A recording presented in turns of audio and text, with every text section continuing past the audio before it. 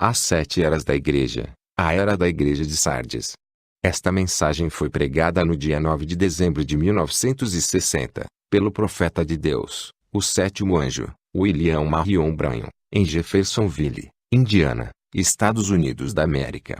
E ao anjo da igreja que está em Sardes escreve: isto diz o que tem os 7 Espíritos de Deus, e as 7 estrelas: conheço as tuas obras, que tens nome de que vives, e estás morto. Sê vigilante, e confirma os restantes, que estavam para morrer, porque não achei as tuas obras perfeitas diante de Deus. Lembra-te, pois, do que tens recebido e ouvido, e guarda-o, e arrepende-te.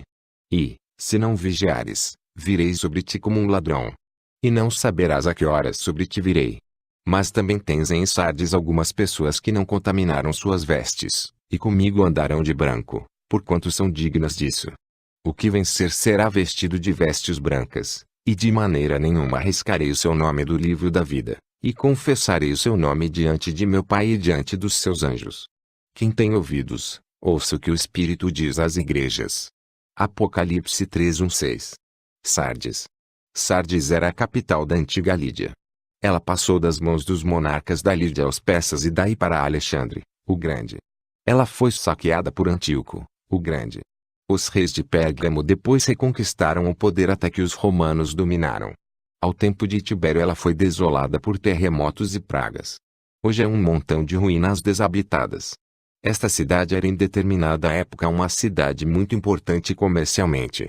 Plínio disse que a arte de tingir lã foi inventada ali. Ele era o centro, onde se tingia tecidos de lã e tecia tapetes. Ela tinha uma considerável quantia de prata e ouro na área. Disse que as moedas de ouro foram primeiramente cunhadas ali. Ela tinha também um mercado de escravos. A religião desta cidade era a impura adoração da deusa Cibele. As ruínas maciças do templo podem ainda serem vistas. Vocês se recordam que na era de Pérgamo eu mencionei que o conceito babilônico da mãe e o filho, conhecidos como Semiramis e Ninos, tornou-se Cibele e Deus da Ásia. Os atributos dados a estes dois são mais esclarecidos quando os observarmos lado a lado. Ele era o Deus Sol, ela a deusa Lua. Ele era o Senhor do céu, ela a rainha do céu. Ele o revelador da bondade e da verdade, ela da gentileza e da misericórdia. Ele é o mediador, ela a mediatriz. Ele com a chave que abre e fecha os portões do mundo invisível, e ela com uma chave idêntica fazendo o mesmo. Ele como o juiz dos mortos, ela como que estando a seu lado. Ele sendo morto, ressuscitou e ascendeu aos céus. Ela foi levada para lá corporalmente pelo Filho. Agora em Roma este mesmo Deus recebe o título de Nosso Senhor. Ele é chamado o Filho de Deus enquanto ela é chamada a Mãe de Deus. Ora, isto foi o que descobrimos lá atrás nas 2 eras, onde o conceito da mãe e do filho chegou a proporções tremendas. Mas notem agora que assim como lá atrás na Babilônia onde a adoração do filho começou a decrescer em favor da adoração da mãe, assim também, ela literalmente começou a tomar o lugar do filho. Vemos nesta era, que a adoração pagã de Sardes era a adoração da mulher. É somente Cibele, não Cibele de Cius. A mãe tem tomado literalmente o lugar do filho, dotada dos méritos da divindade. Tudo o que se necessita fazer, é passar sobre seus vários títulos e recordar os atraentes atributos cedidos a Maria pela Igreja Romana para compreender de onde veio a religião desta era. 2 coisas impressionaram-me fortemente quando observei esta adoração de Cibele.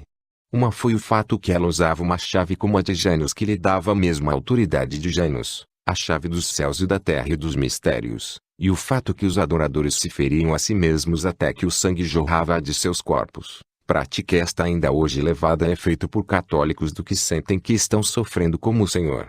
O fato que esta era, é a primeira do rompimento real com a Roma papal que verdadeiramente floresceu. Sem dúvida levou a profetisa Jezabel a consolidar e enfatizar sua doutrina de mariolatria em decidida oposição aos protestantes que negaram a ela qualquer parte no plano da salvação, aceitando apenas seu favor com Deus em ser a virgem escolhida para gerar o menino. Como Lutero cristalizou a doutrina da justificação pela fé, eles sustentaram as obras, penitência, orações e outros meios inescriturísticos. E como os cristãos livres glorificavam ao Filho, os católicos romanos aumentaram sua deificação de Maria até que o século XX viu, em oposição aos mais altos e profundos teólogos romanos, O Papa Pio literalmente exaltar Maria a glorificação em um corpo ressurreto. Esta doutrina é absolutamente a doutrina babilônica do filho levando a mãe corporalmente para o céu. Não é de se admirar que esta quinta era corra paralelamente com outras eras, e fará assim até que termine no lago de fogo onde a prostituta e suas filhas são mortas na segunda morte. Eis aí, a mariolatria, a adoração de Cibele. De passagem, vocês sabem que Cibele era a Astarote da qual Jezabel era a sacerdotisa e que levou Israel a tropeçar pelos ritos licenciosos que ela dirigia. Sim, esta é quem ela é na Bíblia. A era de Sardes ou a Quinta Era se estendeu de 1520 a 1750. Ela é usualmente chamada Era da Reforma. O mensageiro. O mensageiro para esta era é o mensageiro mais conhecido de todas as eras. Foi Martinho Lutero. Martinho Lutero era um brilhante estudioso de posição nobre. Ele estava se preparando para ser um advogado quando uma longa enfermidade e a morte de um amigo íntimo o levou a se preocupar seriamente com a condição espiritual de sua vida. Ele entrou para o convento agostiniano em Erfurt em 1505. Ali ele estudou filosofia e também a palavra de Deus. Ele viveu uma vida de severas privações praticando as mais duras penitências, mas todos os atos externos não puderam banir seu senso do pecado. Ele disse: eu me torturava até a morte para conseguir a paz com Deus, mas eu estava em trevas e não o descobria. O vigário-geral de sua ordem, Staupitz, ajudou a ganhar o conhecimento que sua salvação teria de ser a experiência de uma obra interna ao invés de um ritual. Com este encorajamento, ele buscou a Deus mais ainda. Mais tarde ele se tornou sacerdote. No entanto, ele não era ainda salvo. Ele se tornou um estudante ávido e profundo da palavra e das grandes obras teológicas existentes. Ele foi muito procurado como professor e pregador por causa de seu profundo conhecimento e grande sinceridade. Para cumprir um voto que ele fizera a si mesmo, ele foi a Roma. Ali ele percebeu a futilidade das obras impostas pela igreja que eram para trazer salvação, e a palavra de Deus atingiu em cheio seu coração. O justo viverá pela fé. Em seu retorno para o lar, a verdade evangélica deste texto inundou sua mente e ele foi liberto do pecado e nasceu no reino de Deus. Logo depois disto ele foi elevado a doutor em divindade e comissionado a devotar toda a sua vida ao estudo e à exposição fiel e à defesa das santas escrituras. Isto lhe fez, e com tal eficácia que seu coração e os corações daqueles em torno de si foram profundamente fixados sobre a verdade da palavra. A palavra logo entrou em conflito aberto com os abusos dos credos da igreja e suas doutrinas. Assim, quando Leão X tornou-se papa, e João III foi vender indulgências pelo pecado, Lutero não tinha escolha senão levantar-se contra este ensinamento anti-escriturístico. Primeiro, ele bradou do púlpito contra isto e depois escreveu suas famosas 95 teses, que em 31 de outubro de 1517, ele pregou na porta da igreja de Castelo. Em pouco tempo a Alemanha estava inflamada e a reforma continuava. Agora, seja lembrado que Martinho Lutero não era o único que tinha protestado contra a Igreja Católica Romana. Ele foi meramente um de muitos. Outros tinham negado aos papas seu poder temporal e espiritual auto-conferido, e mesmo entre os papas houve reformas menores. Sim, houve muitos outros que levantaram proclamações, mas no caso de Lutero, o tempo de Deus estava maduro para um movimento definido que seria o começo da restauração da Igreja para um derramamento do Espírito Santo em uma data muito mais tarde. Ora, o próprio Martinho Lutero era um cristão passivo de ser cheio do Espírito Santo. Ele foi definitivamente um homem da palavra porque ele não somente tinha uma profunda paixão pelo estudo da mesma, mas também de torná-la acessível a todos a fim de que todos pudessem viver por ela. Ele traduziu o Novo Testamento e o deu ao povo. Este trabalho laborioso ele executou sozinho, corrigindo uma passagem até 20 vezes. Ele reuniu em torno de si um grupo de eruditos hebreus entre os quais havia judeus e tradutores do Velho Testamento. Esta obra monumental de Lutero é ainda a obra sobre a qual todas as obras sucessivas da Escritura em alemão têm baseado. Ele foi um pregador poderoso da palavra, e insistiu especialmente em seus primeiros anos de projeção pública que a palavra era o único critério. Deste modo ele era contra as obras como um meio de salvação e batismo como um meio de regeneração. Ele ensinou a mediação de Cristo independente do homem como era o original e pentecostal conceito. Ele foi um homem muito dado à oração e tinha aprendido que por mais trabalho que ele tivesse por fazer, Por mais penosamente que o tempo escasso o apressava, era então que mais tempo ele dava a Deus em oração a fim de assegurar resultados satisfatórios. Ele sabia o que era lutar com o diabo e conta que Satanás certa vez apareceu-lhe visivelmente. Ele arremessou o vidro de tinta diretamente sobre ele, obrigando-o a fugir. De outra vez 2 fanáticos foram a ele para convencê-lo a unir-se com eles para banirem todos os sacerdotes e bíblias. Ele discerniu o espírito neles e os mandou embora.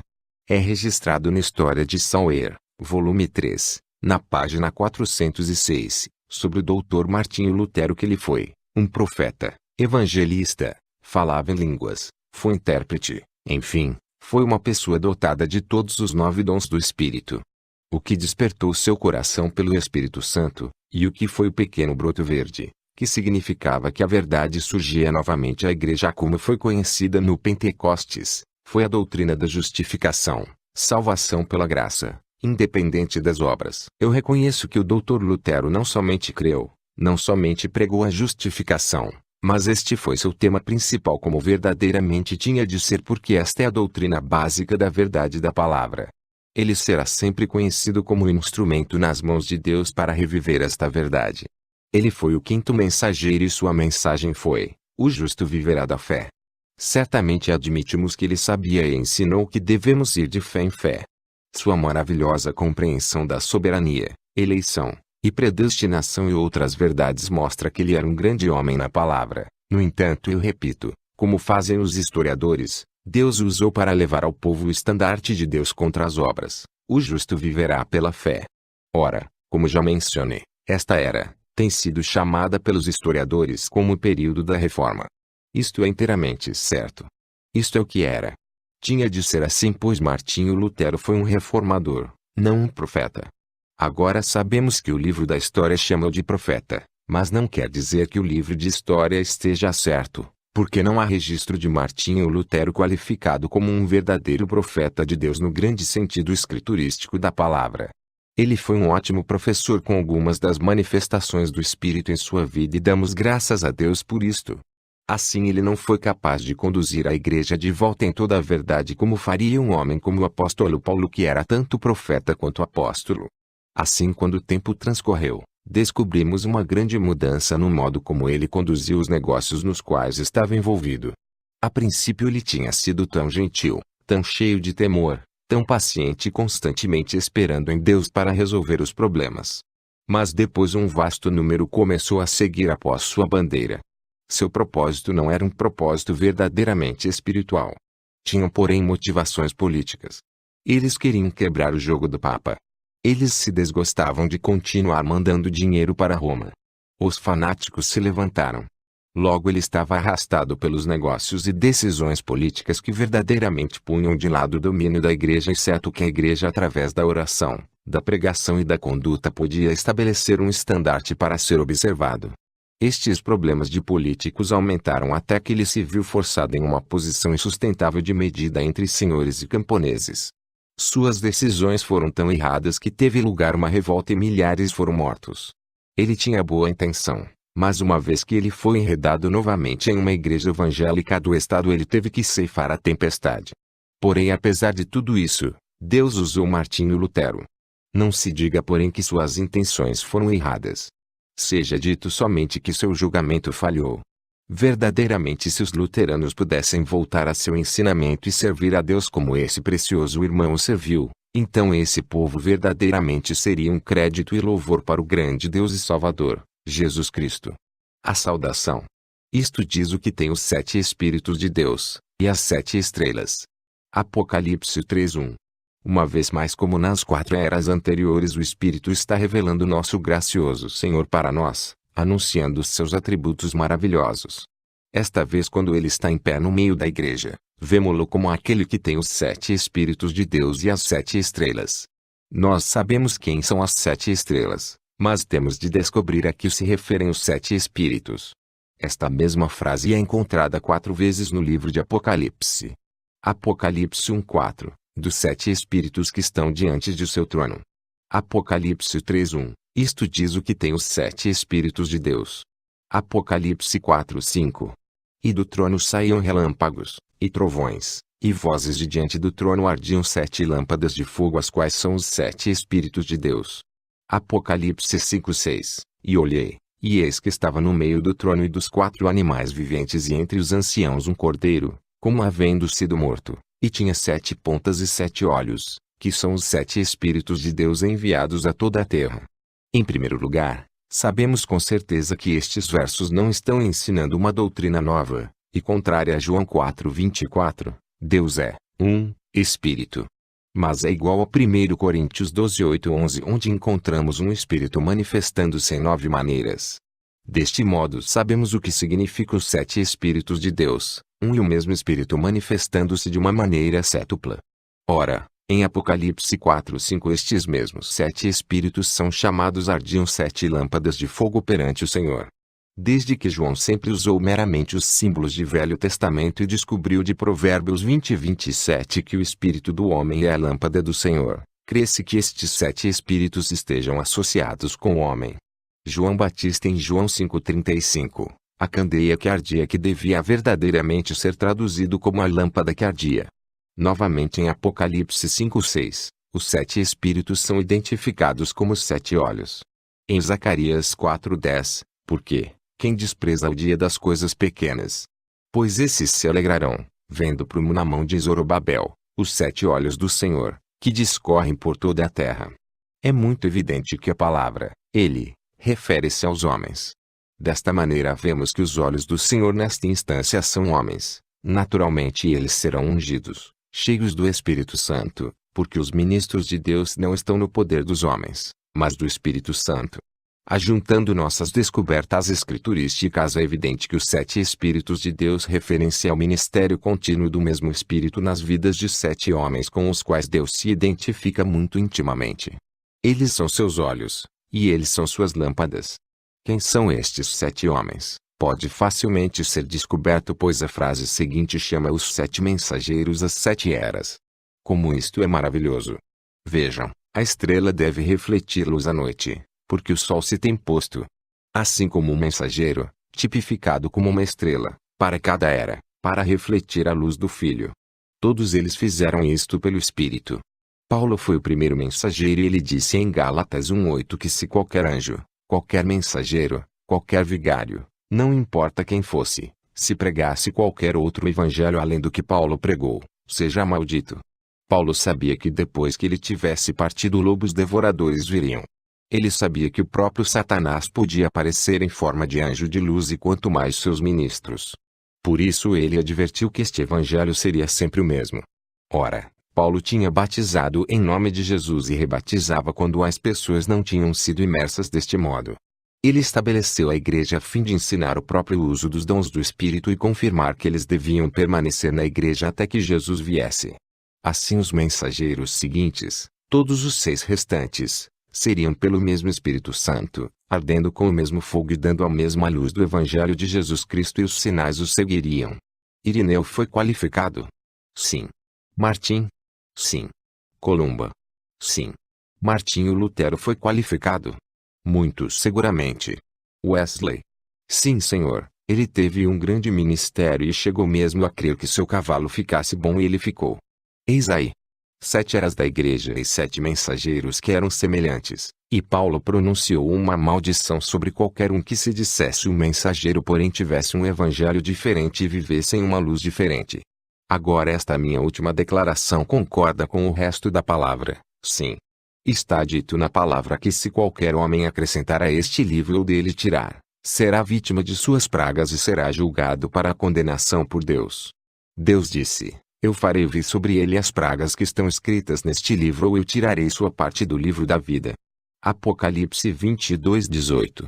Assim vemos que os 7 Espíritos verdadeiramente referem-se ao único Espírito de Deus operando a vontade e a palavra de Deus em diferentes gerações. Gostaria de ilustrar isto da palavra. O Espírito de Deus estava poderosamente sobre Elias. Depois este mesmo Espírito desceu sobre Eliseu em um duplo efeito.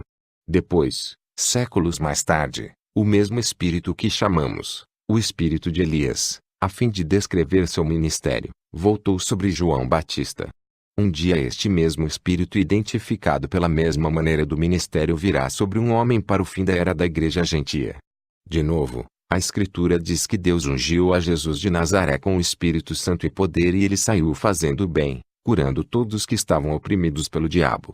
Quando Jesus foi embora, ele disse a seus discípulos para deterem-se até o Pentecostes, em cujo tempo o mesmo Espírito que estava sobre ele voltaria e cairia sobre eles e os encheria. Depois aquele corpo chamado a Igreja, seria seu lugar na terra, tomando seu lugar. E porque este mesmo Espírito que estava nele estaria neles, eles fariam as mesmas obras. E qualquer povo que for verdadeiramente o corpo de Cristo Jesus, a verdadeira Igreja, manifestará as mesmas obras como fez Jesus e a Igreja Pentecostal, porque o mesmo Espírito estará neles. Qualquer outra igreja que não tenha o Espírito e as manifestações vai ter de acertar as contas com Deus. Diz também aqui, que estas 7 estrelas, ou 7 mensageiros das 7 eras, estão em suas mãos. Ele os está segurando.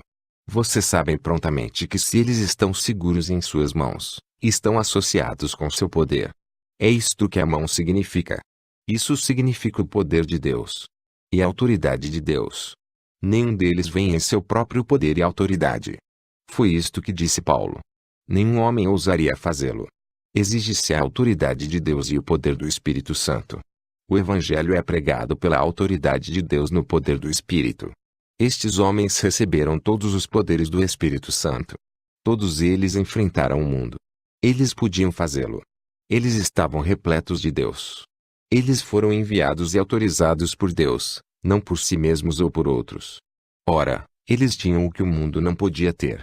Jesus disse que quando ele fosse embora ele mandaria o seu Espírito que o mundo não podia receber. Isto é certo. O mundo, ou os sistemas do mundo não podiam recebê-lo. É isto que a organização é sistema do mundo. Mostrem-me uma igreja do sistema mundial que seja cheia do Espírito Santo. Quero vê-la. Se vocês podem mostrar-me tal igreja, vocês estão descobrindo um erro na palavra. Não, senhores. Nenhum desses mensageiros foi organizado. Ou eles eram expulsos ou saíam das organizações porque estavam convencidos do erro da organização. Como pode o Espírito Santo estar em uma organização quando é a organização que toma o lugar do Espírito e as denominações tomam o lugar da palavra? Lembre-se, organização é morte. Simplesmente não pode ser de outro modo. Se o mundo domina, o Espírito se afasta. Sim, o Espírito não é 7 espíritos, mas um. Ele será sempre o mesmo e age do mesmo jeito. E os 7 mensageiros terão o mesmo Espírito e ensinarão a mesma palavra e terão o mesmo poder. E se a igreja é a verdadeira igreja, ela terá o mesmo Espírito e palavra e atos do poder que eles tinham no Pentecostes. Pela experiência será uma igreja pentecostal, e haverá línguas, interpretação e profecia e curas. Deus estará no meio dela como ele sempre tem estado. Aleluia! E ela será inorganizada. Não se esqueça disto. Ora, podemos ver que Jesus Cristo está se revelando através das eras pelo seu Espírito nos mensageiros. Eles são como era Moisés para os filhos de Israel. Assim como ele tinha a revelação de Deus e o ministério para o seu dia. Deste modo, quando notamos que os mensageiros estão em suas mãos, vemos Deus identificando-se com estes homens, garantindo-lhes seu poder. Não é suficiente que ele tenha se associado a si mesmo com toda a igreja, o que vemos quando ele é visto em pé entre as 7 lâmpadas de ouro. Nem também é suficiente que vejamos o ministério quíntuplo de Efésios 4, apóstolos, profetas, mestres, evangelistas e pastores. Porque em todas as eras, a igreja se desviou, e ela é não somente o laicalismo, mas o clero. Os pastores estão errados tanto quanto as ovelhas. Então Deus se interferiu como o principal pastor nos ministérios destes 7 homens para conduzir seu povo de volta à verdade e ao abundante poder desta verdade. Deus está em seu povo, todo o seu povo, porque se qualquer homem não tem o Espírito de Cristo, ele não é dele. E ele é a palavra. Isto seria a palavra reconhecida no povo. Mas ele tem colocado uma liderança especial nestes homens de sua própria escolha e através do determinado conselho de sua própria vontade. Eles aparecem uma vez em cada era. É o mesmo Espírito neles. Que clamor é esse que de longe se ouve da heresia de Roma? Eles tinham um homem de sua própria escolha, um após outro. Nenhum produziu o poder de Deus, nenhum habitando na palavra de Deus, cada um diferindo do outro perante ele e acrescentando o que deseja como se ele fora Deus. Deus não estará nele. Mas ele está em seu mensageiro, e aquele que tiver a plenitude de Deus seguirá o mensageiro, como um mensageiro é um seguidor do Senhor pela sua palavra. O que tem os 7 Espíritos de Deus, e as 7 estrelas. Apocalipse 3:1. Assim como este mesmo Senhor identificou-se com o homem na encarnação, ele está novamente identificando-se com o homem pelo seu Espírito no homem. Estes são meus, diz o Senhor. Os 7 mensageiros cheios do Espírito são do Senhor. Eles podem ser repudiados. Eles podem ser questionados. Verdadeiramente, para as mentes humanas, eles podem até mesmo não parecer qualificados. Não obstante, eles são os mensageiros para a sua era. Deus usou um Abraão, ele mentiu. Ele usou um Moisés, ele rebelou. Um Jonas, ele desobedeceu. Um Sansão, ele pecou. Um Davi, ele assassinou. Ele também usou um Josué, e um José. E aqueles com culpas graves excedendo em número aqueles cujas histórias parecem ser perfeitas. Todos foram, todos são seus. Ninguém ousa negar isto. Ele os usou pelo seu Espírito e através de seu Espírito Santo que ele colocou dentro deles. Para seu próprio mestre eles permaneceram firmes ou caíram. E em todos eles foi cumprida soberana a vontade de Deus. Tente a história refutar isto, eles no entanto permanecem. O Deus eterno ainda anda entre o candeeiro de ouro e envia seus mensageiros pelo seu Espírito com a palavra ao povo de cada era. A denúncia. Eu sei as tuas obras, que tens nome de que vives, e estás morto. Apocalipse 3:1. Porque não achei as tuas obras perfeitas diante de Deus. Apocalipse 3:2. Eis aqui agora algo verdadeiramente estranho. Em cada era, até este ponto, o Espírito tem primeiro elogiado os crentes verdadeiros, e depois denunciado a falsa vinha. Mas neste período é evidentemente tal desprezo pelo Senhor e sua palavra que toda mensagem para esta quinta era, ressoa com condenação. Conheço as tuas obras. Quais eram estas obras que chegaram à presença do Senhor e causaram-lhe desprazer? Bem, vocês sabem que cada era se estende sobre a era seguinte, de modo que temos uma continuação das obras da quarta era, a era de Tiatira, na quinta era, a era de Sardes. Estas obras, como vocês já estão sabendo, eram a liderança do Espírito Santo substituída por uma hierarquia humana, a pura palavra de Deus e seus benefícios livres a todos os homens destituída pelos credos, dogmas, ordens da igreja, etc., a adoração no Espírito e os dons do Espírito e tudo o que pertence à verdadeira comunidade dos santos foi deixada de lado pela liturgia e a literal adoração de ídolos, festas pagãs, etc. A mariolatria estava assumindo um lugar cada vez maior na adoração cristã, até chegar verdadeiramente a assumir o lugar da divindade, e o Filho foi trazido de sua sublime posição acima de tudo para ser servil a um homem chamado Papa, que a si mesmo se cognominou de Vigário de Cristo. Aqueles que combateram esta terrível igreja anticristo foram destruídos. Os que com ela ficaram acharam-se como penhores da igreja, quer fossem eles camponeses ou reis. Suas vidas não mais lhes pertenciam, e nem também pertenciam a Cristo, mas eles pertenciam, de corpo, alma e espírito à igreja de Roma. Eles falavam sobre o sangue de Cristo, no entanto compravam sua salvação com dinheiro, e compravam o perdão dos pecados com dinheiro ou com penitência. O mais rico deles acharam esta situação feliz quando o Papa Leão X permitiu-lhes comprarem indulgência para os pecados ainda não cometidos, de modo que eles com a consciência tranquila planejavam seus terríveis crimes e depois procuravam levá-los a cabo, sabendo que o Papa já os tinha remido de seus pecados. A palavra de Deus foi retida deles, quem então era para conhecer a verdade? Desde que a verdade vem somente da palavra, o povo foi atirado ao calabouço da igreja romana, esperando a morte, e depois da morte o julgamento. Mas a grande prostituta, a Igreja Católica, embriagada com o sangue dos santos e sem nenhuma ideia sobre o julgamento, cambaleando selvagemente, continuava a matar os homens com ambas as mortes, a física e a espiritual. Agora, quase ao final da quarta era, que seria também o começo da quinta era, a invasão de Constantinopla pelos turcos expulsou os sábios estudiosos do leste com os seus manuscritos gregos para o oeste. A pureza da palavra e os ensinos dos crentes verdadeiros foram então disseminados. E não somente foram estes bons professores de grande importância, mas também a invenção do que se tornou a base de nossa moderna imprensa foi descoberta, facilitando a produção de livros. Deste modo encontramos a grande fome e demanda pela Bíblia sendo satisfeita.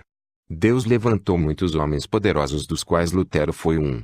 Calvino e Zwinglio foram mais dois luminares, e além desses houve muitos outros que não são tão bem conhecidos. Porém, posto que tudo isto não fosse em vão, a poderosa obra de Deus foi verdadeiramente escondida por estes próprios homens. Somente por uma coisa, eles não se opuseram ao casamento da Igreja com o Estado do Concílio Niceno, mas verdadeiramente alimentaram esta união. A defesa do Evangelho pelo Estado foi bem acolhida, embora não houvesse nenhum apoio na palavra para isto. E embora possamos ver a ira do homem louvando a Deus, em tais eventos como o de Henrique VIII aceitando a reforma e rejeitando a autoridade papal, foi um longínquo clamor pela verdade do Pentecoste e a proteção de um Deus onipotente. A despeito do constante ensino de Lutero, contra a interferência externa nas questões da igreja local, ele não foi capaz de limpar as mentes dos homens do conceito bispo, arcebispo no governo da igreja. Deste modo a igreja deu um passo na direção certa, porém permaneceu ainda acorrentada. Assim em pouco tempo ela estava novamente aprisionada na mesma masmorra de onde ela tinha tentado escapar. Não obstante, a taça das obras abomináveis não estava cheia ainda. Não somente Lutero, através do pobre julgamento, incitou a batalha que causou a morte de multidões, mas a parte de Zwinglio perseguiu até a prisão o piedoso Dr. Ubmeier. E embora ele não o tenha mandado à fogueira, ele foi verdadeiramente responsável em grande parte pela sua eventual morte pelo fogo. E Calvino não fez menos, porque ele exigiu a prisão de Servetus, que tinha visto e ensinado a unidade da divindade. O Estado então julgou este irmão, e para desmaio de Calvino ele foi queimado na fogueira. Se houve um tempo de zelo denominacional, foi neste tempo trágico. As palavras de Comenius descrevem muito esta era. Comenius escreveu: uma só coisa é necessária. Ele compara o mundo ao labirinto, e mostra que o caminho para fora é deixando o que é desnecessário e escolhendo a única coisa necessária, Cristo. O grande número de mestres, diz ele, é a razão para as multidões de seitas, para as quais muito logo já não teremos nomes deixados.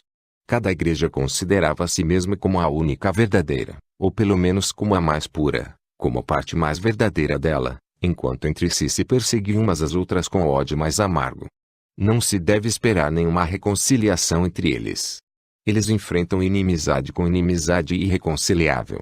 Eles forjaram fora da Bíblia os seus diferentes credos. Estes eram suas fortalezas e baluartes, e atrás dos quais eles se entrincheiravam e resistiam todos os ataques. Eu não direi que estas confissões de fé, porque podemos admitir que na maioria dos casos o eram, são ruínas em si mesmas. Elas se tornam assim, naturalmente, porque elas alimentam o fogo de inimizade. Somente expulsando-as inteiramente seria possível estabelecer a obra de curar as feridas da igreja. A este labirinto de seitas e confissões, várias pertence outra, o amor à disputa. O que é que se obteve com ele? Tem algo sido decidido por uma contenda erudita? Nunca. Seu número tinha somente sido aumentado. Satanás é o maior sofista. Ele nunca tem sido vencido em uma contenda de palavras. Nas coisas divinas as palavras dos homens são usualmente mais ouvidas do que a palavra de Deus. Cada um tagarela como lhe agrada, ou mata o tempo aprendendo dissertação sistemática e desaprovando os pontos de vista dos outros. Sobre o novo nascimento e como o homem deve ser transformado na semelhança de Cristo para se tornar participante da natureza divina, segundo Pedro 1,4, quase nada é dito. Do poder das chaves, a igreja tem perdido o poder de reter. Somente o poder de perder tem permanecido.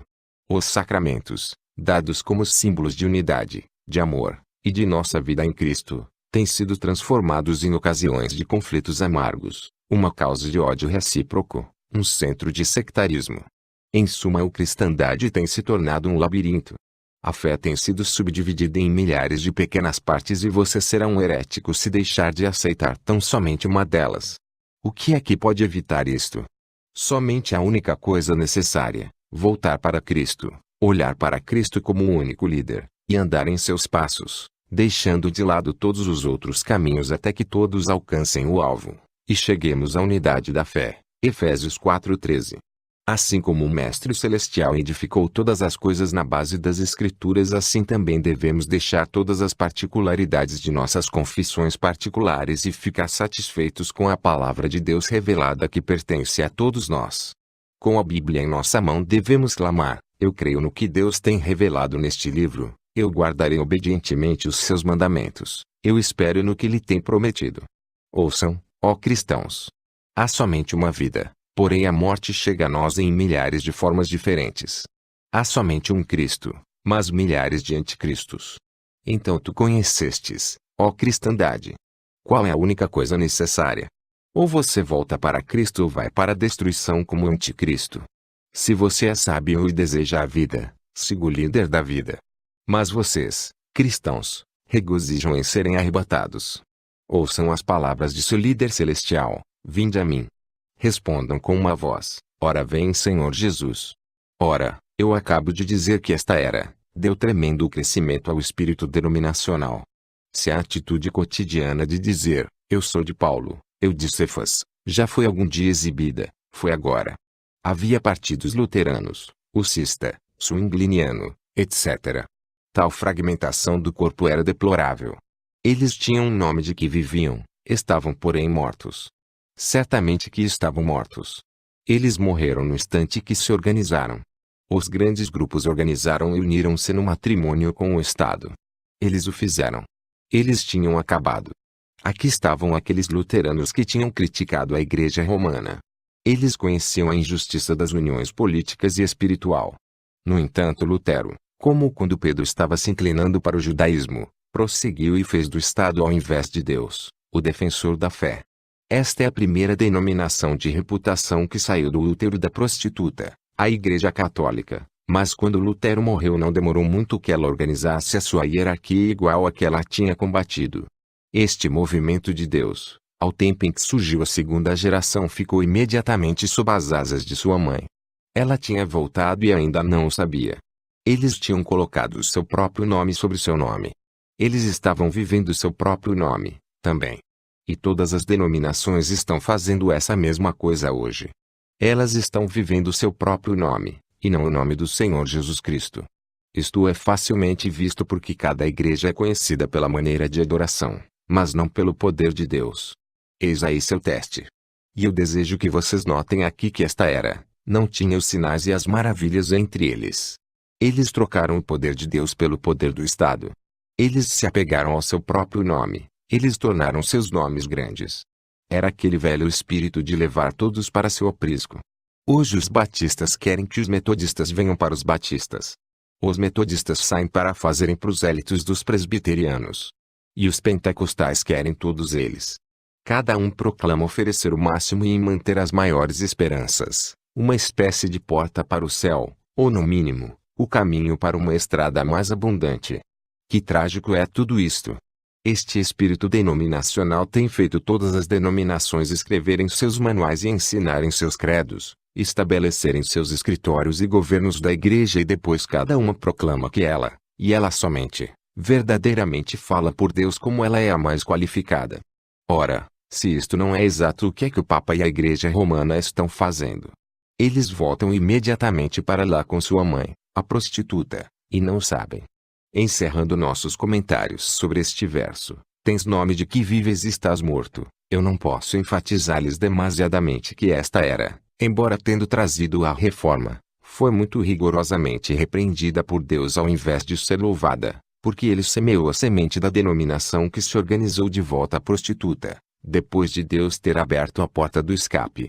Quando o movimento fora da Igreja Católica teve lugar, não era verdadeiramente espiritual como um todo, porém mais político.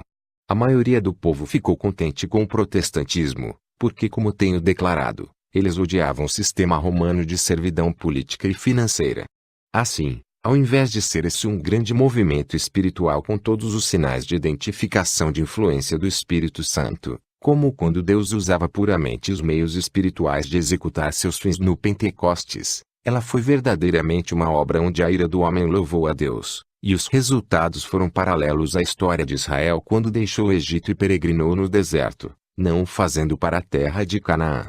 Porém muito foi efetuado em que foi quebrado o jugo de Roma, ainda que parcialmente. Os homens podiam agora receber a palavra de Deus e usufruírem da influência do Espírito sem um medo tão grande quanto anteriormente. Isto abriu a porta para a grande era missionária que se seguiu. A Jezabel de Tiatira não queria de modo algum desistir de seu domínio sobre o povo, E assim vemos sua filha Aratalha levantar sua cabeça na era de Sardes com as esperanças que ela seria capaz de estrangular a verdadeira semente pelas suas maquinações da organização. Admoestação. Sê vigilante, e confirma os restantes, que estavam para morrer, porque não achei as tuas obras perfeitas diante de Deus. Apocalipse 3:2. Eu gostaria que fosse dito que esta era, de Sardes, foi uma restauração ao invés de uma reforma. Eu não posso dizer isto. A palavra não o chama uma restauração, mas certamente o chama uma reforma. Tivesse ela sido uma restauração e aquela idade teria sido mais uma era pentecostal. Mas não foi. O melhor que se podia dizer dela foi, confirma os restantes, que estavam para morrer. Há alguma coisa faltando. Sim, havia por certo. Esta era, tinha a justificação, mas ela tinha perdido a santificação e o batismo do Espírito Santo. Foi este o plano original de Deus. Foi por isto que elas tiveram um Pentecostes. Eles foram justificados, eles foram santificados, e foram cheios com o Espírito Santo. Porque, escutem-me, a razão de ser justificado e santificado, é para o fim de que você possa ser batizado com o Espírito Santo. Esta é a razão porque há uma igreja. É o templo de Deus cheio com Deus, o Espírito Santo. O mesmo Espírito que estava em Jesus enquanto ele estava aqui na terra, levando-os a executarem as poderosas obras que ele fazia voltar sobre a igreja no Pentecoste de modo que eles fizessem as obras que ele fazia. Esta era não tinha estas obras. Eles tinham a palavra escrita, mas não a palavra revelada. Este era o período de reforma. Mas não temas, ó pequeno rebanho, disse Deus, eu restaurarei. E esta reforma ia ser o começo da restauração.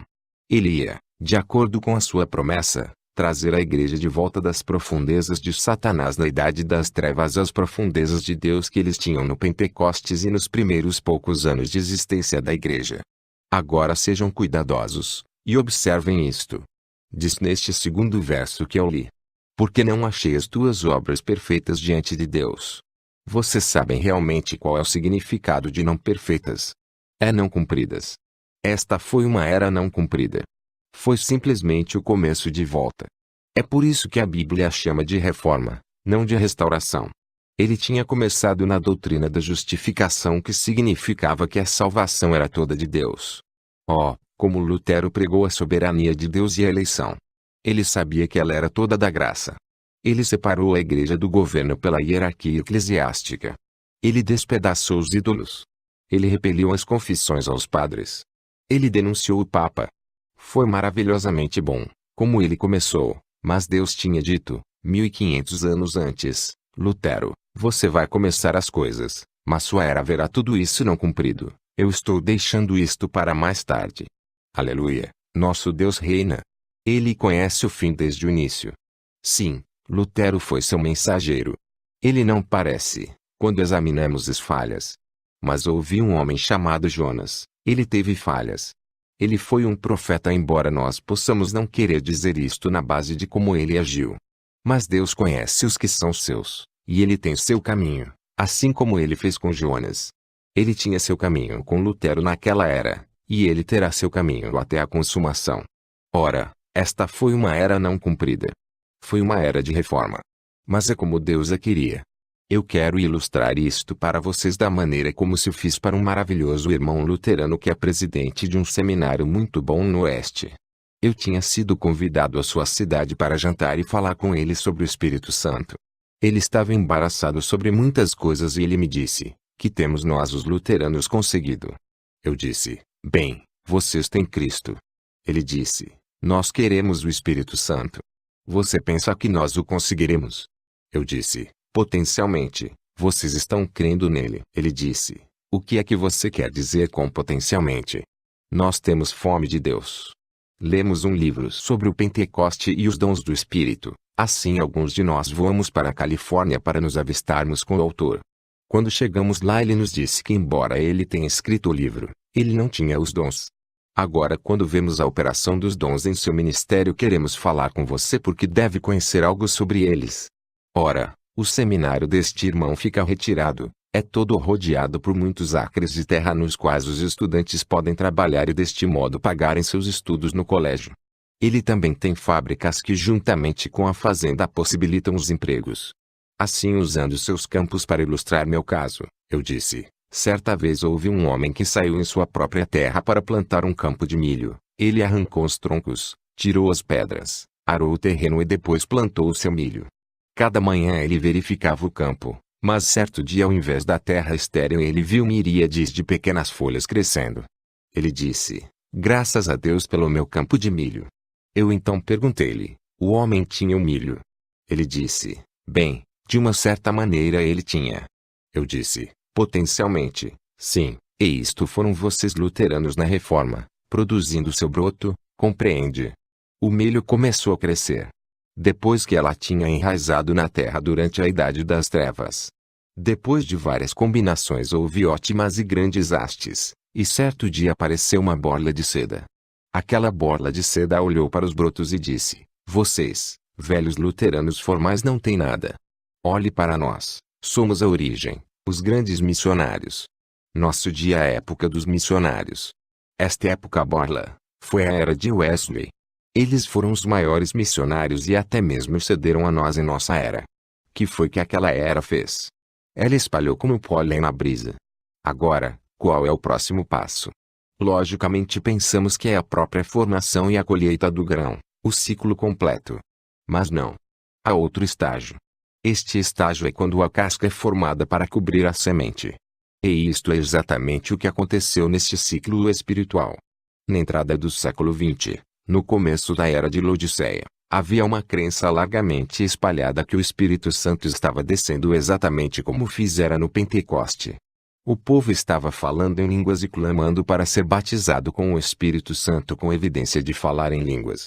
Eu tenho porém andado nos campos muitas vezes, e eis que no último verão eu tenho arrancado os cachos de trigo e esfregado nas minhas mãos para conseguir algum grão, quando para surpresa minha não havia nenhum trigo naquela casca, embora verdadeiramente parecesse que havia trigo. Esta é uma figura perfeita do assim chamado movimento pentecostal. E que este é um fato provado, é encontrado em que este povo organizou em uma doutrina e se amarrou a si mesmo imediatamente quando fez a organização, provando que ao invés de ser a verdadeira semente, ele é a casca ou a capa protetora para a semente do trigo que deveria vir. Este estágio da casca era o período perigoso que Jesus falou em Mateus 24:24, se possível fora enganariam até os escolhidos. Os homens sentiram que esta casca, a assim chamada era pentecostal, era a verdadeira semente. Mas ela provou ser simplesmente o canal para levar a vida à época na qual a verdadeira restauração vem, e a noiva trigo é manifestada no poder falado em Ezequiel 47:2-5, e ele me tirou pelo caminho da porta do norte, e me fez dar uma volta pelo caminho de fora, até a porta exterior, pelo caminho que olha para o oriente, e eis que corriam umas águas desde a banda direita. E saiu aquele homem para o oriente, tendo na mão um cordel de medir, e mediu 1000 côvados. E me fez passar pelas águas, águas que me davam pelos artelhos. E mediu mais 1000, e me fez passar pelas águas, águas que me davam pelo joelho, e mediu mais 1000, e me fez passar por águas que me davam pelos lombos. E mediu mais 1000, e era um ribeiro, que eu não podia atravessar, porque as águas eram profundas, águas que se deviam passar a nado, ribeiro pelo qual não se podia passar. E a maneira como isto foi feito foi pela perfeita vontade e programação de Deus. Os luteranos tinham o Espírito Santo potencialmente sob a justificação, os metodistas tinham-no potencialmente sob a santificação e hoje ele é trazido de volta, uma restauração, o Espírito Santo está aqui. Sê vigilante, e confirma os restantes, que estavam para morrer. Ora, as ideias expressas nessas duas palavras, vigilante, e confirma, são essas. Vigiar contém não somente a ideia de estar acordado, mas de estar alerta. Por outro lado, insinua perigo e perda.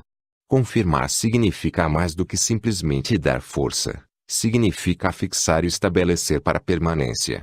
Estas duas ordens referem-se ao que restou da verdade que está prestes a morrer. Esta expressão do Espírito chega perante mim como uma ilustração. Um grupo de escravos, em total servidão física e moral, insurgiram e escaparam de seus captores. De fato, isto é o que Sardes significa, os que escaparam. Eles são perseguidos e sua grande e gloriosa conquista acaba em perda. Eles não têm sido reconquistados, mas tudo o que pode ser dito, é que eles têm escapado, não um escape completo como alguns foram segundo a palavra. Eles tinham perdido muito de suas liberdades. Ora, o Senhor diz, vocês estão potencialmente de volta ao cativeiro, veja que vocês não voltem. Guardem para que vocês não voltem. Para que estejam seguros de não regressar, mantenham-se alerta mesmo quanto às coisas de seu cativeiro ou perderão tudo. Confirmem-se agora no que vocês têm deixado de tal maneira a estabelecer permanente o que vocês têm e assim assegurar contra perdas futuras. Esta será a sua oportunidade de cumprir o que vocês não têm cumprido. Mas eles continuaram. Não, Senhor. Eles não deram ouvidos à voz do Espírito e outra era entrou no cativeiro e assim Deus levantou outros que efetuariam sua vontade. Deus passou por alto pelos luteranos como fez com todos os outros, e eles nunca voltarão atrás. Deus teve de continuar. E em uma nova era, fazer surgir a verdade e um pouco mais da restauração. Julgamento. Lembra-te pois do que tens recebido e ouvido, e guarda-o, e arrepende-te. E, se não vigiares, virei sobre ti como um ladrão, e não saberás a que horas sobre ti virei. Apocalipse 3:3. Eu quero ler outra tradução, deste verso. Esteja lembrado, portanto, da maneira como tens recebido a verdade como um depósito permanente, e de que maneira ouvistes a verdade, e esteja vigilante, vigiando a verdade, e tenha uma mudança de mente depressa. É muito evidente neste verso, que Deus tem dado a eles a verdade como um depósito permanente.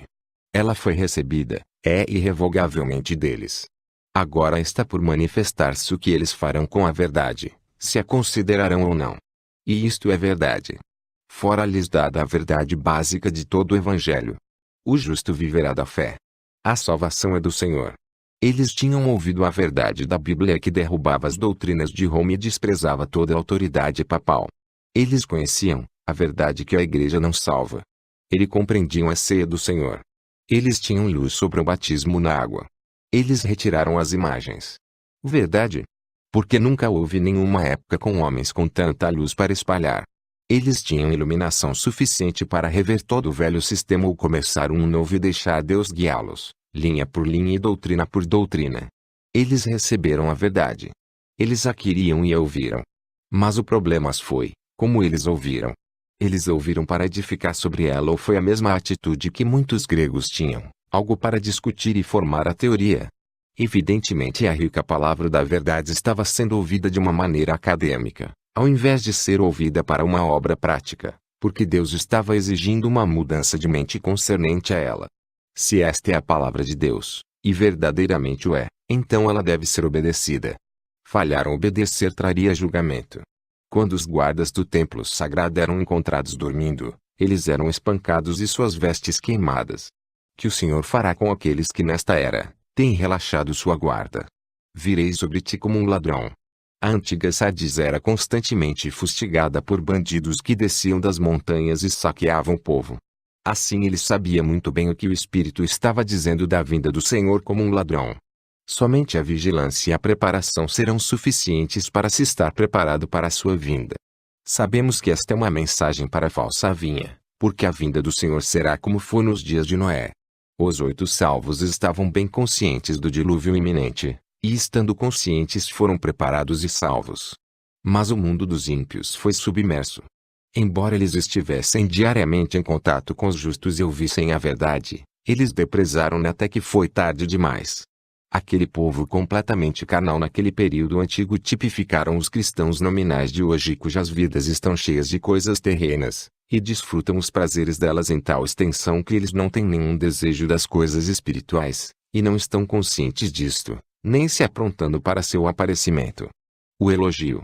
Mas também tens em Sardes algumas pessoas que não contaminaram seus vestidos, e comigo andarão de branco, porque são dignas disso. Apocalipse 3:4. Naturalmente que a palavra nomes significa pessoas como dizem Atos 1:15 em referência aos que estavam no cenáculo. O número de nomes juntos eram de quase 120 pessoas. Mas para mim vai além de significar simplesmente pessoas, evidencia a verdade que está estampada em cada era. Isso nos foi dito pelo Senhor com grande ênfase. É a seguinte: o sistema de igreja desta era é constituído de 2 vinhas, a verdadeira e a falsa.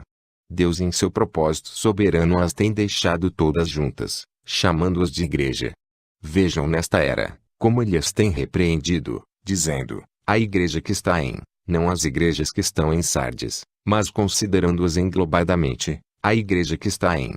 Eu conheço tuas obras. Tu estás morta. Tuas obras são incompletas. E depois ele continua, tu, a igreja em Sardes, tens algumas pessoas que estão certas, e não erradas como a maioria. Estes andam com vestidos limpos e são dignos de mim. Ora, estas pessoas que eram verdadeiros santos de Deus estavam andando todos agradando ao Senhor. Suas vestes estavam limpas. Vocês sabem que naqueles dias as vestes arrastavam no chão e ficavam sujas e estragadas. Estes estavam observando como andavam de modo que não fossem corrompidos pelo mundo. Eles estavam no Espírito e andavam no Espírito. Eles eram santos e sem nenhuma culpa diante de si. Assim eles estavam no seu propósito, porque isto é o que diz Efésios 1:4 sobre o propósito de Deus para nós, que devemos ser santos e sem culpa diante dele. Agora deste verso que mostra aos eleitos de Deus serem os poucos nomes, vocês podem claramente perceber o que temos estado ensinando sobre esta era. Ela foi caótica. Ela foi incompleta. Ela tinha uma série de sistemas, e Deus repreendeu quase que em tudo. Ela estava fraca e moribunda, quase que morrendo. Ela não foi a era gloriosa que historiadores protestantes de mentes carnais têm tentado torná-la. Uma pessoa olhando rapidamente para esta árvore via que ela estava corroída e seca, desprovida de folhas e sem frutos a não ser alguns frutos deformados e cheio de bichos que logo caíam na terra. Mas esperem um momento. Olhem mais atentamente. Lá no alto, à luz do sol, há alguns primeiros frutos, alguns nomes, perfeitos nele porque eles nasceram dele, encheram-se com ele e andaram com ele pela sua palavra.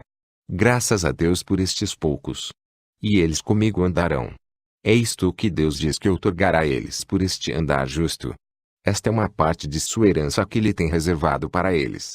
Se eles estivessem desejosos de com ele andarem através das lutas fatigantes e das ciladas da vida e fossem uma honra para ele, ele ia recompensá-los.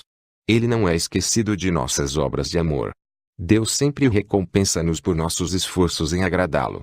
Sim, eles tinham caminhado pelo mundo e não tinham compartilhado dele. Eles não tinham permitido aos sistemas do mundo vencê-los. Quando os nomes ilustres daquela era tinham se inclinado aos acenos carinhosos do Estado escolhido a mente política ao invés da mente espiritual e se puseram em seu caminho de volta ao mundo, estes poucos permaneceram com a palavra de Deus, e deste modo honraram o Senhor. Agora em compensação ele os honraria. Porque eles andarão com ele de branco. Eles se tinham identificado a si mesmos com ele na terra e agora ele se identifica a si mesmo com eles na Nova Jerusalém.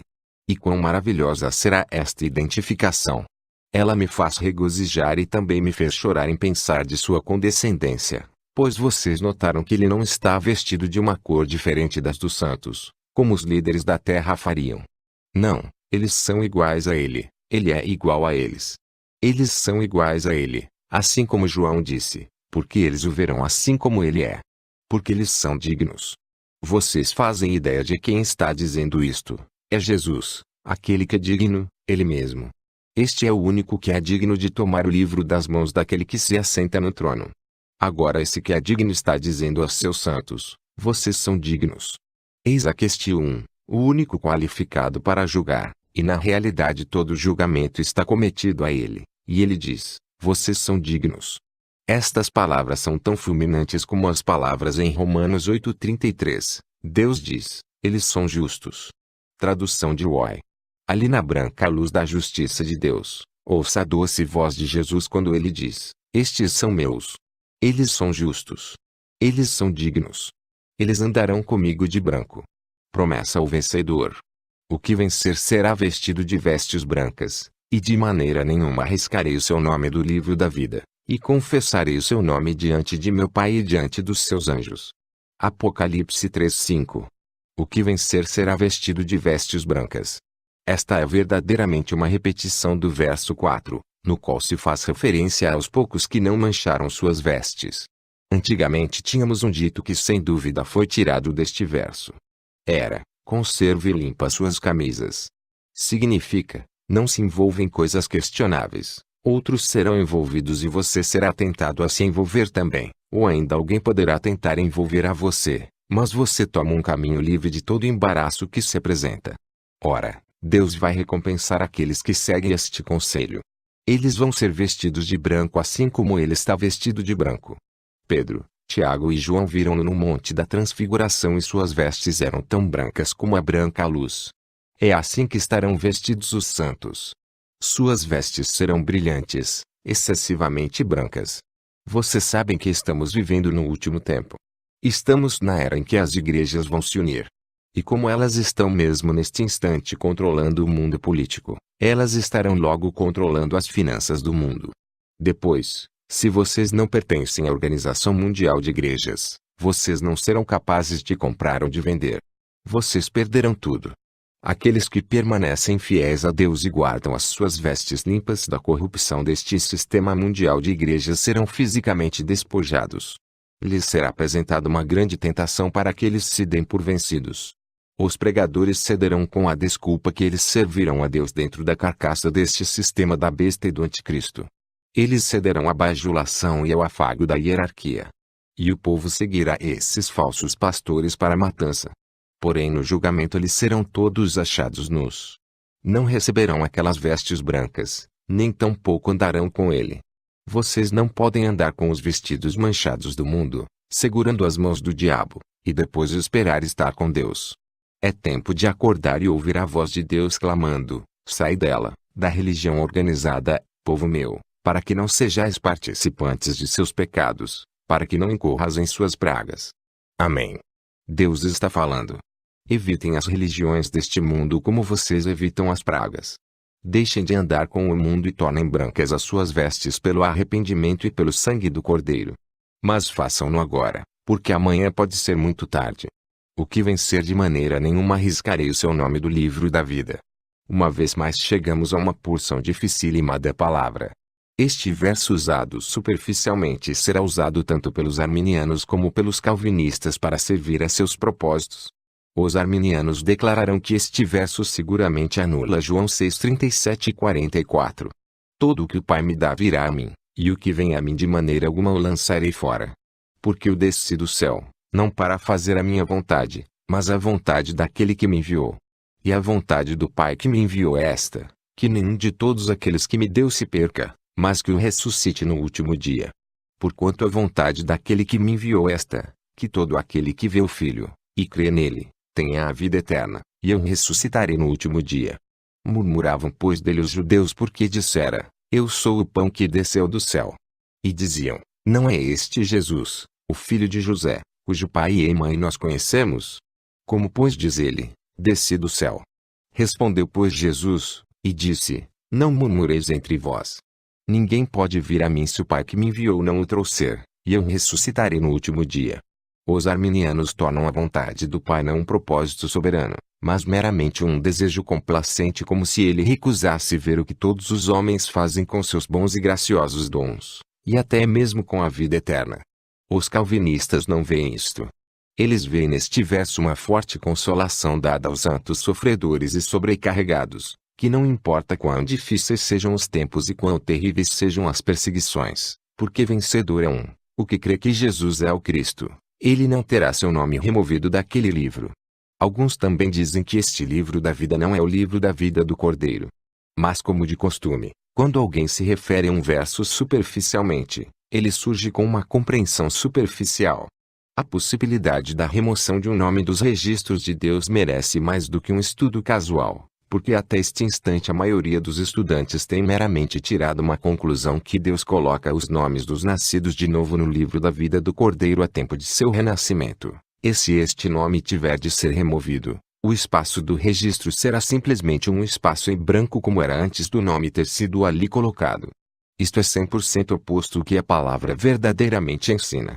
Logo ao começo de nosso estudo, seja conhecido que não há nenhuma escritura que ensina que Deus está presentemente compilando um registro de nomes. Tudo isto foi feito antes da fundação do mundo, como salientaremos logo. Também, não é uma questão de simplesmente nos envolver a nós mesmos com dois grupos de pessoas, ambos os quais tiveram a oportunidade de receber a vida eterna, e um grupo recebeu-a e tem seus nomes colocados no registro enquanto que os outros recusaram fazê-lo e não têm seus nomes colocados ali. Mostraremos verdadeiramente pelas Escrituras que multidões dos que não foram ainda nascidos de novo irão para a vida eterna. Não importa o quanto isto possa parecer estranho, é certamente verdadeiro. Mostraremos também que há um grupo de pessoas cujos nomes, tendo sido colocados neste registro antes da fundação do mundo, não podem sob nenhuma circunstância terem seus nomes removidos. Mas mostraremos também que outro grupo cujos nomes estão neste registro antes da fundação do mundo terão seus nomes removidos. Para começar, não existe nenhuma base para se dizer que o livro da vida do Cordeiro não seja o mesmo livro da vida. O livro da vida podia ser chamado o livro da vida do Cordeiro, ou o livro de Cristo, ou mesmo o livro e o livro do vivente. Estão escritos nele somente os nomes. Apocalipse 13:8. E adoraram-na, a besta, todos os que habitam sobre a terra, esses cujos nomes não estão escritos no livro da vida do Cordeiro que foi morto desde a fundação do mundo. Apocalipse 13:8. A besta que viste foi e já não é, e há de subir do abismo, e irá à perdição, e os que habitam na terra, cujos nomes não estão escritos no livro da vida, desde a fundação do mundo, se admirarão, vendo a besta que era e já não é, mas que virá. Apocalipse 17:8. E vi os mortos, grandes e pequenos, que estavam diante do trono, e abriram-se os livros, e abriu-se outro livro, que é o livro da vida, e os mortos foram julgados pelas coisas que estavam escritas nos livros, segundo as suas obras. E deu o mar os mortos que nele havia, e a morte e o inferno deram os mortos que neles haviam, e foram julgados cada um segundo as suas obras. E a morte e o inferno foram lançados no lago de fogo. Esta é a segunda morte. E aquele que não foi achado escrito no livro da vida foi lançado no lago de fogo. Apocalipse 20:12-15. Vocês podem ver que embora haja outros livros mencionados, há sempre a referência de um livro contendo nomes. Em Apocalipse ele é chamado o livro da vida do Cordeiro, ou livro da vida. Agora onde este livro está localizado? Lucas 10:17-24. E voltaram os 70 com alegria, dizendo: Senhor, pelo teu nome, até os demônios se nos sujeitam. E disse-lhes: Eu vi a Satanás, como raio, cair do céu. Eis que vos dou poder para pisar serpentes e escorpiões, e toda a força do inimigo e nada vos fará dano algum. Mas não vos alegreis porque se vos sujeitem os espíritos, alegrai-vos antes por estarem os vossos nomes escritos nos céus.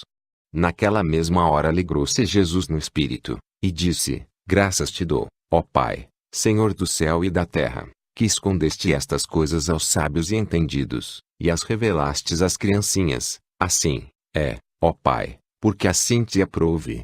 Tudo por meu Pai me foi entregue, e ninguém conhece quem é o Filho senão o Pai, nem quem é o Pai senão o Filho, e aquele a quem o Filho o quiser revelar.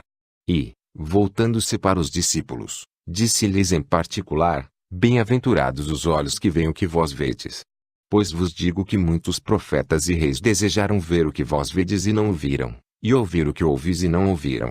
O livro da vida está definitivamente localizado no céu, e aparecerá no grande julgamento do trono branco.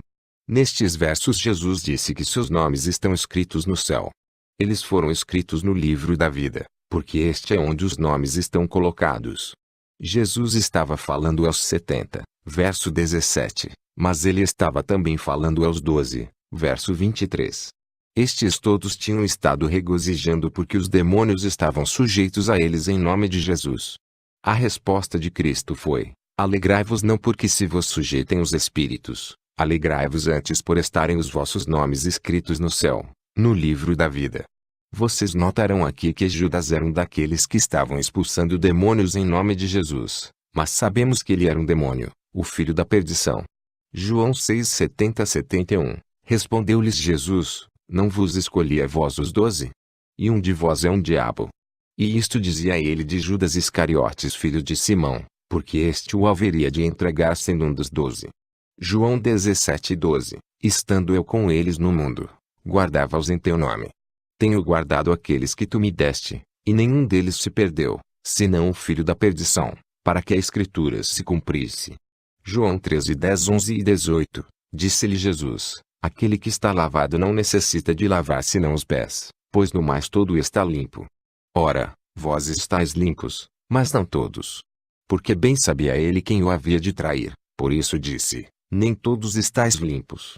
Não fala de todos vós, eu bem sei os que tenho escolhido, mas para que se cumpra a escritura, o que lhe come o pão comigo, levantou contra mim o seu calcanhar. Ora, se a linguagem significa alguma coisa, no fim das contas devemos admitir que Judas foi escolhido por Jesus. João 13:18. No entanto, ele não estava limpo. João 13:10-11. Judas foi também dado a Jesus pelo Pai. João 17:12. Nota-se aqui que a escolha entrega o paralelo exato com a ilustração de Moisés e Faraó, Jacó e Esaú, porque Faraó e Esaú, ambos foram pré-conhecidos, eles foram predestinados para a ira, enquanto que o fim de Moisés e de Jacó foi a glorificação. 1 Pedro 2:8-9, mostra ambos reprovados e eleitos para aqueles que tropeçam na palavra, sendo desobedientes, para o que também foram destinados. Mas vós sois geração eleita. Judas foi contado com os 12 e verdadeiramente tinha parte com eles no ministério anterior ao Pentecoste. Atos 1:16-17. Varões irmãos, convinha que se cumprisse a escritura que o Espírito Santo predisse pela boca de Davi, acerca de Judas, que foi o guia daqueles que prenderam a Jesus, porque foi contado conosco e alcançou sorte neste ministério. A parte que Judas obteve entre os 12 e depois perdeu não foi nem inferior ao dos ministérios dos outros 11, nem foi também um ministério estranho e satânico introduzido no meio dos ministérios dos outros. Atos 1:25, para que tome parte neste ministério e apostolado, de que Judas se desviou, para ir para o seu próprio lugar. Judas, um diabo, perdeu um ministério no Espírito Santo dado por Deus e se suicidou indo para o seu próprio lugar. Seu nome estava mesmo no livro da vida. Mas seu nome foi riscado. Ora, antes de continuarmos este assunto sobre Judas, voltemos ao Velho Testamento e vejamos Deus fazendo a mesma coisa. Em Gênesis 35:23-26, os filhos de Jacó eram 12 em número e seus nomes eram os seguintes: Rubem, Simeão, Levi, Judá, Issacar, Zebulon, José e Benjamim, Dan e Naftali, Gad e Azer. Estes 12 filhos se tornaram as 12 tribos de Israel, com exceção de José, que não teve uma tribo com o seu nome, porque na providência de Deus havia de ser 13 tribos, e os 2 filhos de José receberam a honra de formarem a 12ª e a 13ª tribos. Vocês sabem, naturalmente, que isto era necessário, pois Levi foi separado por Deus para o sacerdócio. Assim, quando Israel deixou o Egito e Deus lhes deu o tabernáculo no deserto, encontramos a tribo de Levi ministrando as 12 tribos de Rubem, Simeão, Issacar, Judá, Zebulon, Benjamim, Dan, Naftali, Gade, Azer, e Efraim e Manassés. A ordem dos nomes dos exércitos é esta em Números 10, 11 e 28. Não há menção de José e Levi. Mas quando olhamos em Apocalipse 7, 4, 8, onde diz: E eram 140.000 assinalados, de todas as tribos dos filhos de Israel, e nomeia-os assim: Judá, Rubem, Gade, Azer, Naftali, Manassés, Simeão, Levi, Issacar, Zebulon, José, Benjamim. Estamos de volta às 12 tribos com Levi e José nomeados entre elas, mas com Dan e Efraim faltando. Agora levanta-se a pergunta: por que são omitidas estas 2 tribos? A resposta está em Deuteronômio 29, 16, 20. Porque vós sabeis como habitamos na terra do Egito, e como passamos pelo meio das nações, pelas quais passastes, e vistes as suas abominações e os seus ídolos, o pau e a pedra, a prata e o ouro que havia entre eles. Para que entre vós não haja homem, nem mulher, nem família, nem tribo, cujo coração hoje se desvie do Senhor nosso Deus, e vá servir aos deuses destas nações, para que entre vós não haja raiz que dê fel e absinto, e aconteça que ouvindo as palavras desta maldição, se abençoe no seu coração dizendo: terei paz, ainda que ande conforme ao bom parecer do meu coração, para acrescentar a sede à bebedice, o Senhor não lhe quererá perdoar, mas então fumegará a ira do Senhor e do seu zelo sobre tal homem. Toda maldição escrita neste livro jazerá sobre ele, e o Senhor apagará o seu nome de debaixo do céu. Aqui se encontra a pronunciada maldição contra a idolatria, ou fornicação espiritual. A tribo que se voltava à idolatria, seu nome era tirado. E a história das 2 tribos cujos nomes foram tirados por causa da idolatria, se encontra em 1 Reis 12, 25-30, e Jeroboão edificou a Siquém, no monte de Efraim, e habitou ali, e saiu dali, e edificou a Penuel. E disse Jeroboão no seu coração: agora tornará o reino à casa de Davi. Se este povo subir para fazer sacrifícios na casa do Senhor, em Jerusalém, o coração deste povo se tornará seu senhor, a Reoboão, rei de Judá, e me matarão, e tornarão a Reoboão, rei de Judá. Pelo que o rei tomou conselho, e fez 2 bezerros de ouro, e lhes disse: será muito trabalho subir a Jerusalém, vês aqui teus deuses, ó Israel, que te fizeram subir da terra do Egito. E pôs um em Betel, e colocou outro em Dan. E este feito se tornou em pecado, pois que o povo ia até Dan cada um a adorar. Oséias 4:17. Efraim está entregue aos ídolos, deixa-o. Note particularmente que o castigo tocante à idolatria consistiu em que o nome daquela tribo haveria de ser apagado de debaixo do céu. Deuteronômio 29:20. Não diz que seria apagado no céu, mas debaixo do céu. E assim é exatamente, porque Israel agora está na Palestina e dentro de pouco tempo o Senhor selará 144.000 deles. Porém observem que Dan e Efraim não estão nesse número. Apocalipse 7:4-8. E ouvi o número dos assinalados e eram 144.000 assinalados, de todas as tribos dos filhos de Israel. Da tribo de Judá, havia 12.000 assinalados, da tribo de Ruben, 12.000, da tribo de Gade, 12.000, da tribo de Azer, 12.000, da tribo de Naphtali, 12.000, da tribo de Manassés, 12.000, da tribo de Simeão, 12.000, da tribo de Levi, 12.000, da tribo de Issacar, 12.000, da tribo de Zebulon, 12.000, da tribo de José, 12.000, da tribo de Benjamim, 12.000. Notem a ausência de Dan e Efraim. Agora em conexão vejam Daniel 12:1, que se refere a estes 144.000 sendo selados durante o 6º selo e o tempo da grande tribulação ou a tribulação de Jacó. E naquele tempo se levantará Miguel, o grande príncipe, que se levanta pelos filhos do teu povo, e haverá um tempo de angústia, qual nunca houve, desde que houve nação até aquele tempo, mas naquele tempo livrar-se-á o teu povo, todo aquele que se achar escrito no livro. Portanto, depois deste período de tribulação, durante o milênio, como visto por Ezequiel 48:1-8 e 22:29, vemos as tribos de volta uma vez mais na ordem divina. Mas, desde o tempo que Efraim e Dan se ajuntaram aos ídolos, eles morreram e estas tribos não foram mais reconhecidas. Ora, eu imagino que desde a destruição de Jerusalém, todos os registros de todas as tribos têm sido perdidos, de modo que ninguém pode dizer com certeza de qual tribo é, mas Deus sabe. Este grande Deus que está levando Israel de volta à Palestina sabe exatamente de qual tribo cada israelita verdadeiro é, e de toda a congregação de 144.000 estarão ausentes Dan e Efraim. Eis aqui as tribos de Israel, Ezequiel 48:1-8 e 22:29, e estes são os nomes das tribos, desde a parte extrema do norte, da banda do caminho de Etlon, vindo para Mate, Azarenon, no termo de Damasco, para o norte, ao pé de Amate, e terão a banda do oriente e do ocidente, Dan, uma porção, e junto ao termo de Dan, desde a banda do oriente até a banda do ocidente, Azer, uma porção. E junto ao termo de Azer, desde a banda do oriente até a banda do ocidente, Naphtali, uma porção. E junto ao termo de Naphtali, desde a banda do oriente até a banda do ocidente, Manassés, uma porção. E junto ao termo de Manassés, desde a banda do oriente até a banda do ocidente, Efraim, uma porção. E junto ao termo de Efraim, desde a banda do oriente até a banda do ocidente, Ruben, uma porção. E junto ao termo de Ruben desde a banda do oriente até a banda ocidente, Judá, uma porção. E junto ao termo de Judá, desde a banda do oriente até a banda do ocidente, será a oferta, que haveis de fazer, de 25.000 canas de largura, e de comprimento como uma das porções, desde a banda do oriente até a banda do ocidente, e o santuário estará no meio dela. E desde a possessão dos levitas, e desde a possessão da cidade, no meio do que pertencer ao príncipe, entre o termo de Judá e o termo de Benjamim, será isso para o príncipe.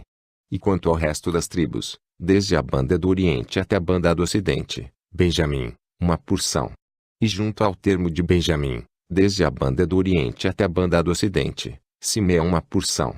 E junto ao termo de Simeão, desde a banda do oriente até a banda do ocidente, Issacar, uma porção. E junto ao termo de Issacar desde a banda do oriente até a banda do ocidente, Zebulon, uma porção. E junto ao termo de Zebulon, desde a banda do oriente até a banda do ocidente, Gade, uma porção. E junto ao termo de Gade, ao sul, da banda do sul, etc.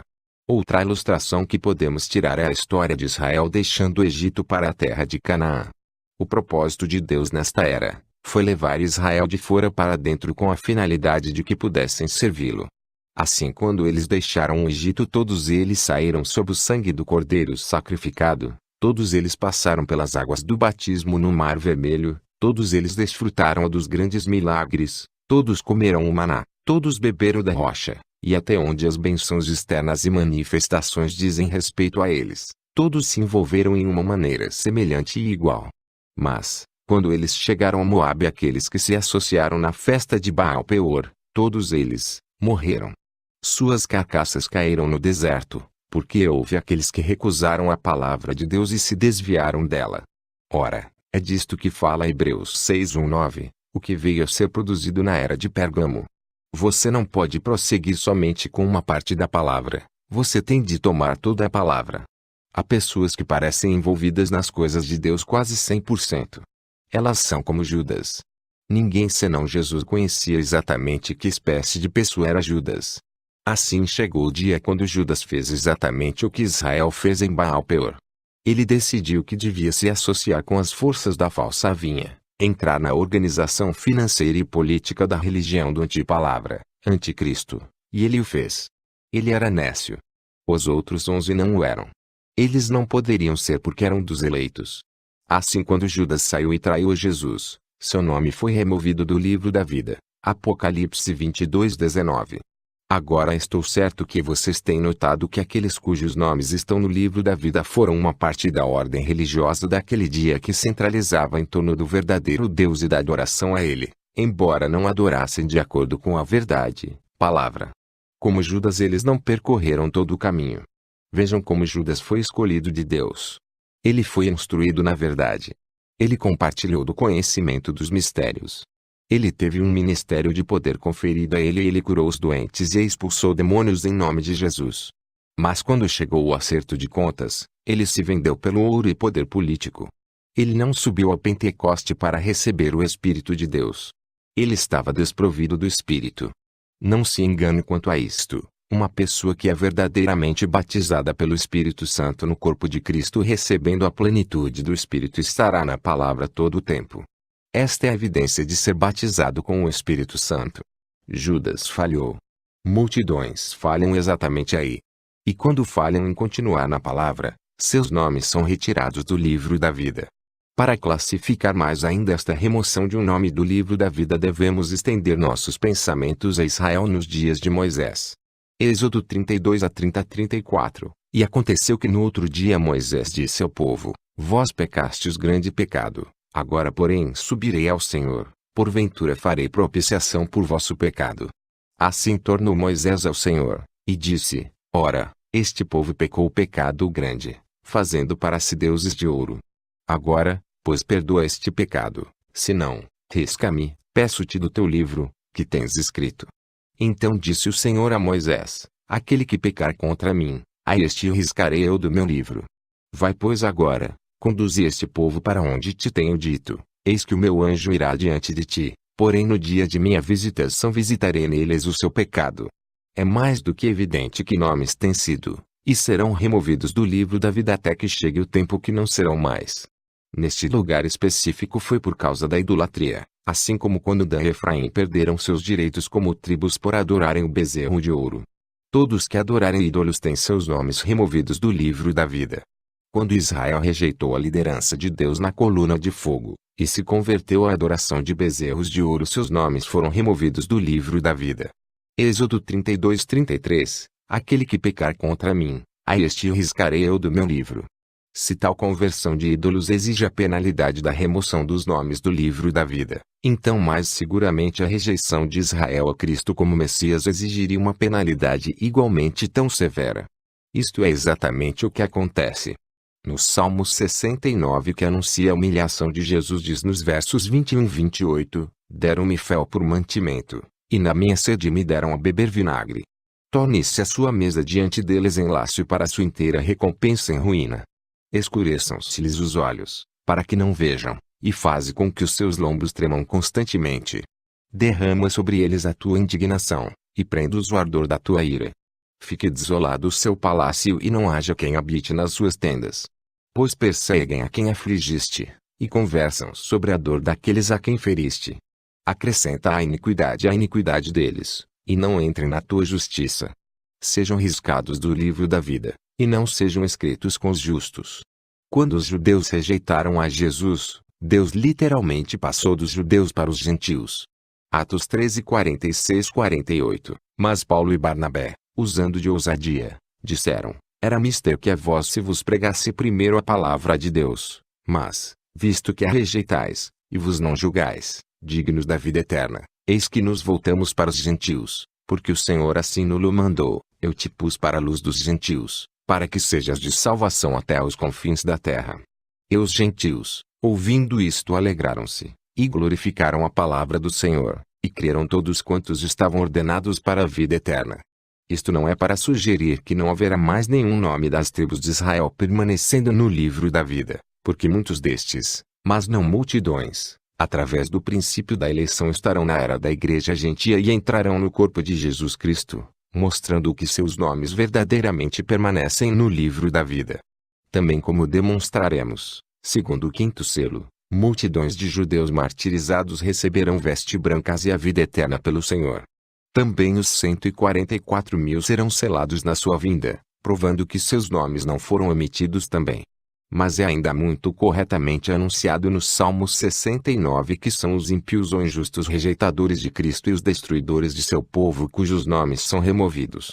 Como Israel, o povo escolhido de Deus, na maioria perdeu seus direitos no livro da vida por rejeitar a Jesus, assim a maioria da igreja gentia entrará também na condenação com a resultante remoção de seus nomes do livro da vida por rejeitarem a palavra e por conseguinte entrando no movimento ecumênico mundial que é a imagem erigida para a besta.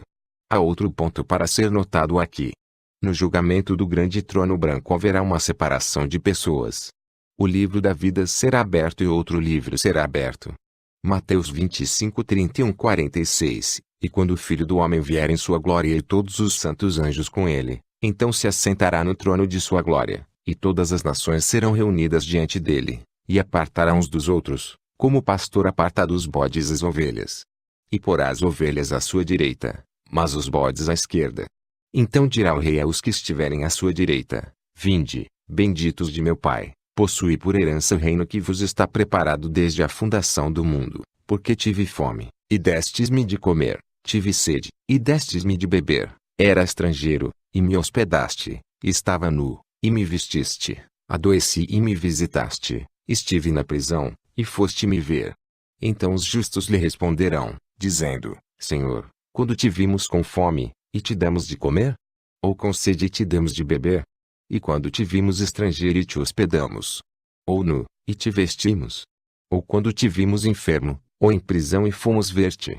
E, respondendo o rei, lhes dirá: em verdade vos digo, que, quanto fizestes a um destes meus pequeninos irmãos, a mim o fizestes. Então dirá também aos que estiverem à sua esquerda: apartai-vos de mim, malditos, para o fogo eterno, preparado para o diabo e seus anjos, porque tive fome, e não me deste de comer, tive sede, e não me deste de beber, sendo estrangeiro, não me recolhestes, e estando nu, não me vestistes, e enfermo e na prisão, não me visitastes. Então eles também lhe responderão, dizendo: Senhor, quando te vimos com fome, ou com sede, ou estrangeiro, ou nu, ou enfermo, ou na prisão, e não te servimos?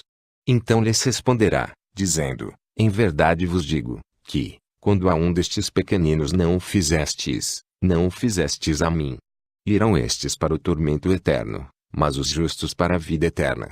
Apocalipse 20, 11, 15. E vi um grande trono branco, e o que estava assentado sobre ele, de cuja presença fugiu a terra e o céu, e não se achou lugar para eles. E vi os mortos, grandes e pequenos, que estavam diante do trono, e abriram-se os livros e abriu-se outro livro, que é o da vida, e os mortos foram julgados pelas coisas que estavam escritas nos livros, segundo as suas obras.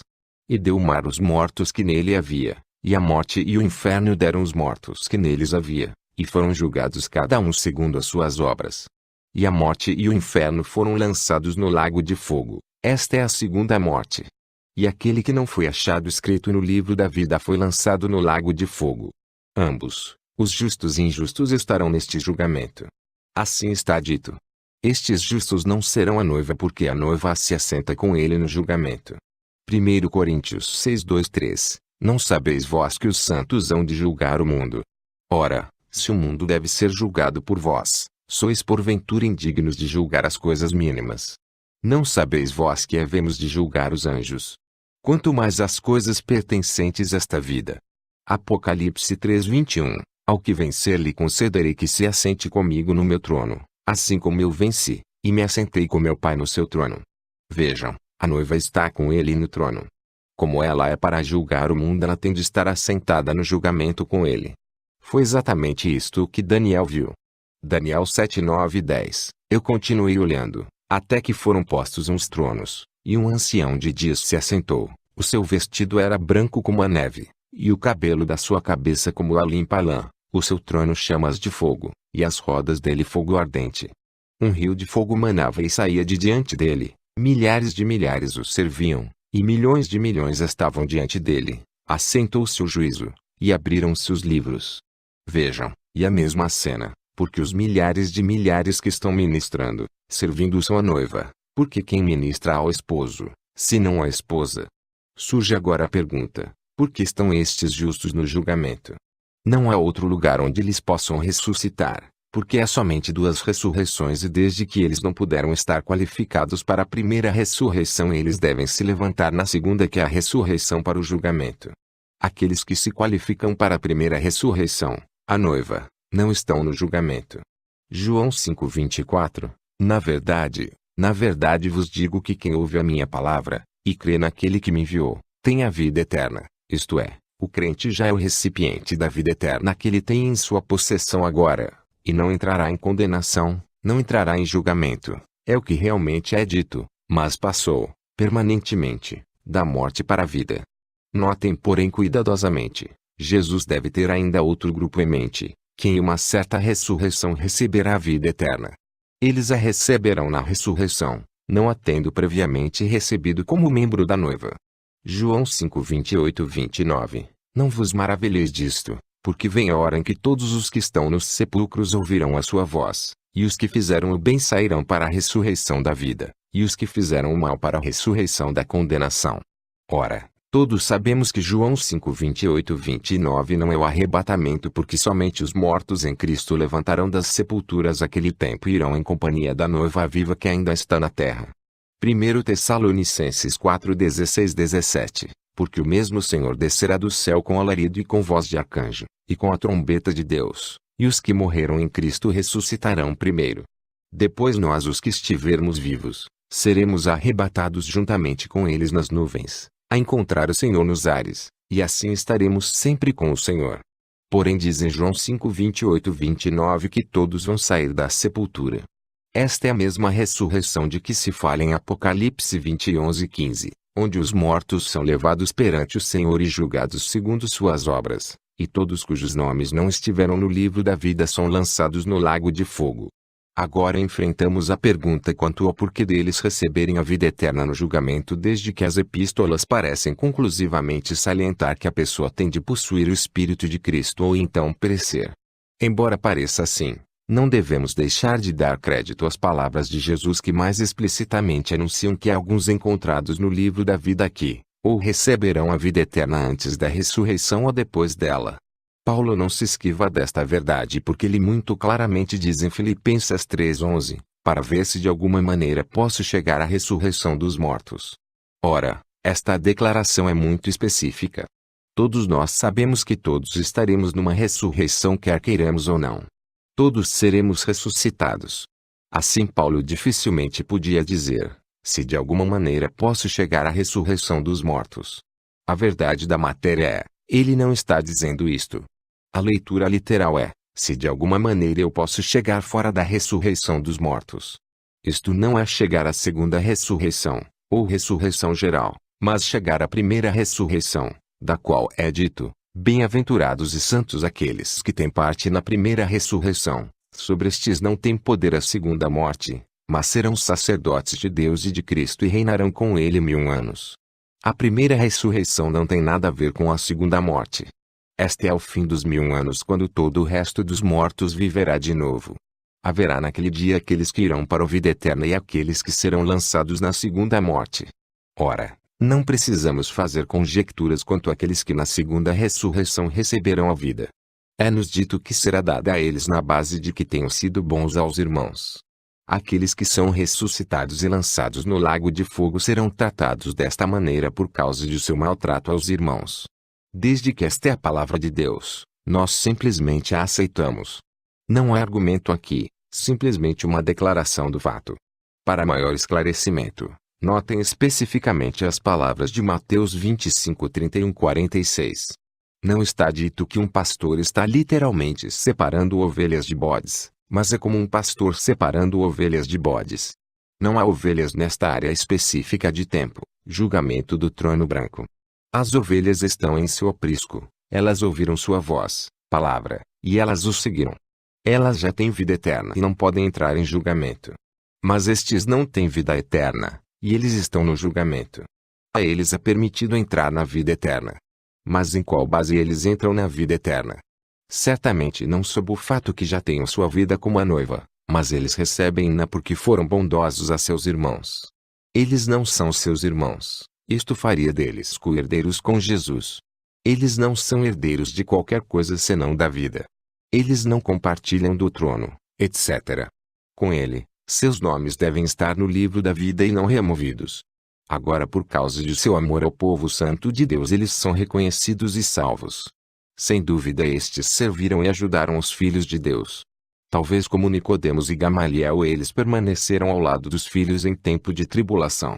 Se isto parece uma leve noção de restauração, observe cuidadosamente agora, porque os ímpios não são restaurados, mas irão para o lago de fogo.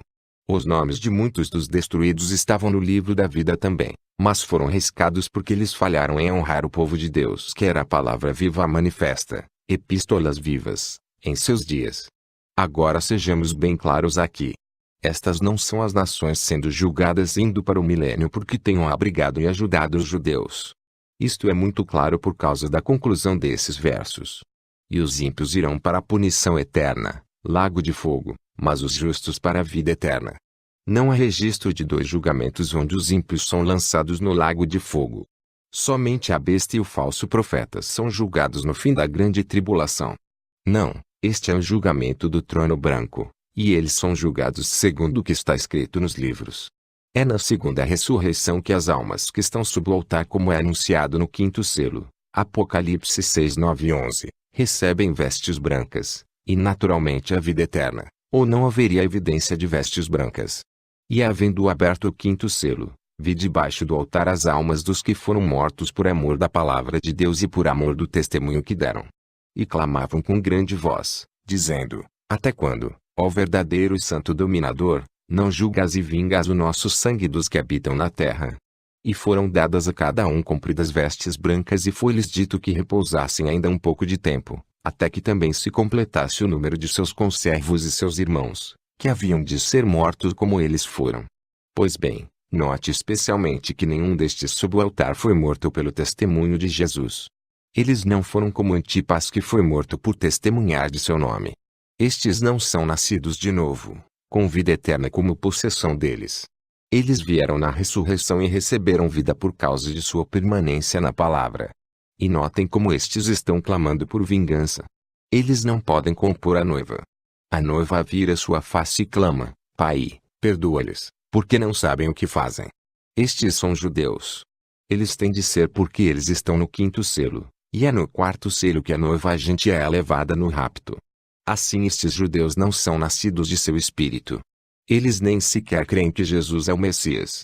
Mas como eles foram cegados por Deus por causa dos gentios, Deus deu-lhes a vida eterna na base de que, embora eles não pudessem vir a Ele, foram verdadeiramente fiéis a toda a palavra que conheciam e morreram por ela quando multidões morreram sob Hitler, Stalin, etc., e morreram ainda. É na segunda ressurreição quando as 5 virgens nécias ressurgirão. Notem que elas eram virgens.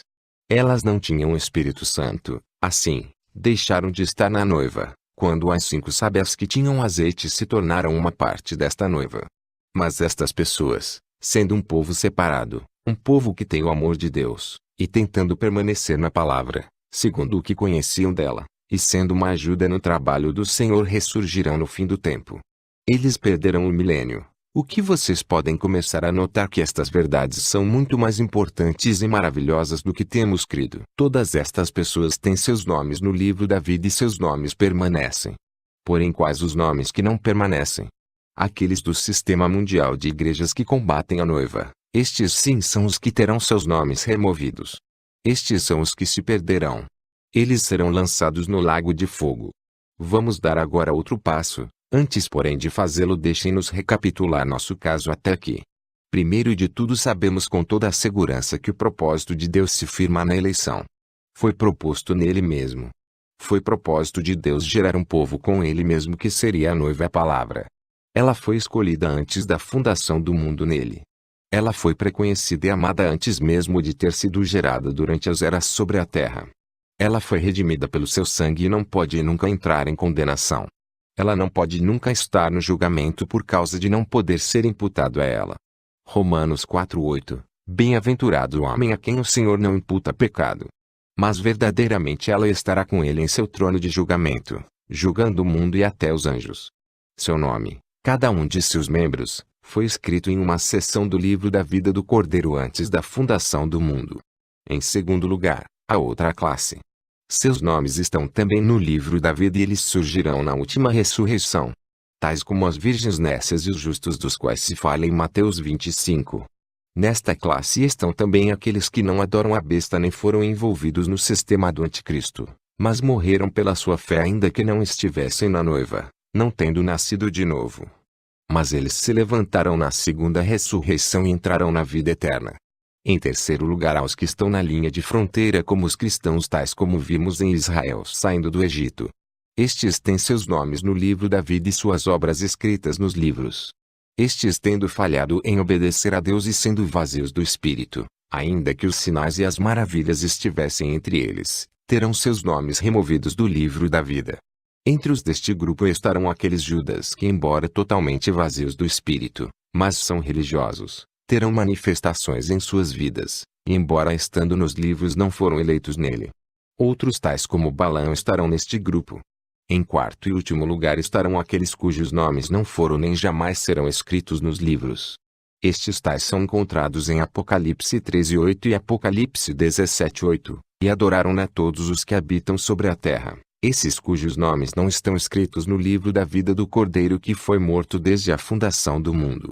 A besta que viste foi e já não é, e há de subir do abismo, e irá à perdição, e os que habitam na terra, cujos nomes não estão escritos no livro da vida, desde a fundação do mundo, se admirarão, vendo a besta que era e já não é, mas que virá.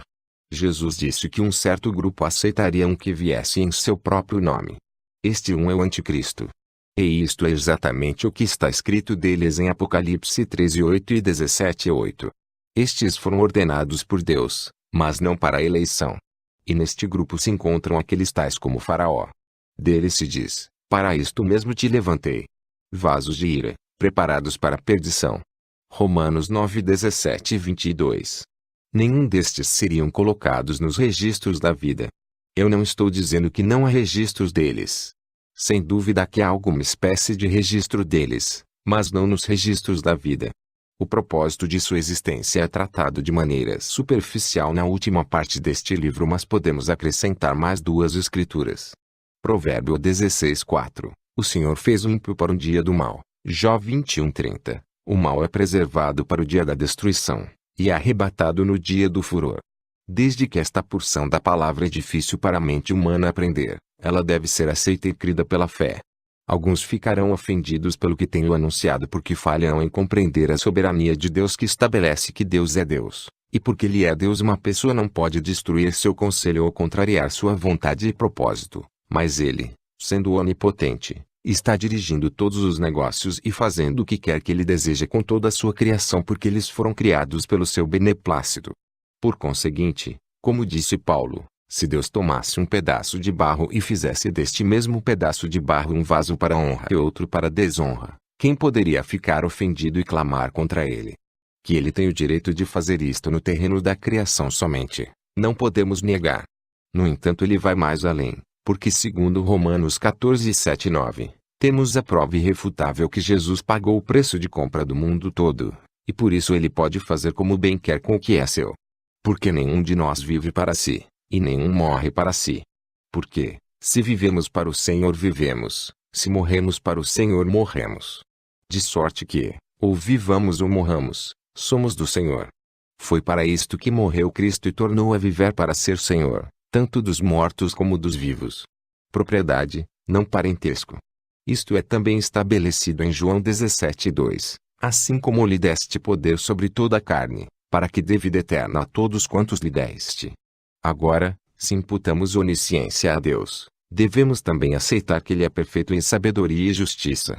Este plano de eleição e reprovação é a sabedoria de Deus revelada em todas as eras, como diz Efésios 1:3-11, bendito Deus e Pai de nosso Senhor Jesus Cristo, o qual nos abençoou com todas as bênçãos espirituais nos lugares celestiais em Cristo, como também nos elegeu nele antes da fundação do mundo, para que fôssemos santos e irrepreensíveis diante dele em amor, e nos predestinou para filhos de adoção por Jesus Cristo, para si mesmo, segundo o beneplácito de sua vontade, para louvor e glória da sua graça, pela qual nos fez agradáveis a si no amado, em quem temos a redenção pelo seu sangue, a remissão das ofensas, segundo as riquezas da sua graça, que ele fez abundar para conosco em toda sabedoria e prudência, descobrindo-nos o mistério da sua vontade segundo o seu beneplácito, que propusera em si mesmo, de tornar a congregar em Cristo todas as coisas, na dispensação da plenitude dos tempos, tanto as que estão nos céus como as que estão na terra. Nele,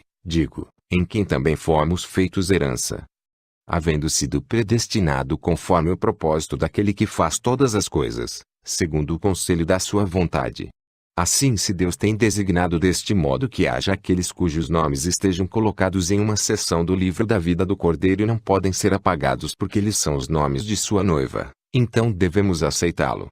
Se declara também que há aqueles cujos nomes estão colocados no registro do livro da vida, mas no preconhecimento de Deus eles deviam cair e terem seus nomes removidos. Devemos aceitá-lo. E se há aqueles cujos nomes nunca foram colocados em um registro da vida, devemos aceitar isso também. E se há aqueles que entrarão na vida eterna depois do julgamento do trono branco simplesmente por terem sido bons, cuidadosos e justos para com os eleitos de Deus que são seus irmãos, então não podemos senão aceitá-lo. Porque quem conhece a mente do Senhor para que o instrua? Pelo contrário, sejamos sujeitos em fé a Ele quem é nosso Pai e nossa vida. Para entender este assunto ainda mais claramente seria sábio agora aproximá-lo do ponto de vista da Igreja através das eras. Até agora temos pensado em termos da remoção dos nomes de indivíduos. Agora queremos considerar não os indivíduos, mas os grupos representados na Igreja. Para fazê-lo compararemos a Igreja através das eras à planta do trigo. Um grão de trigo é plantado com a finalidade de um único grão se multiplicar por um certo processo e em certo período de tempo.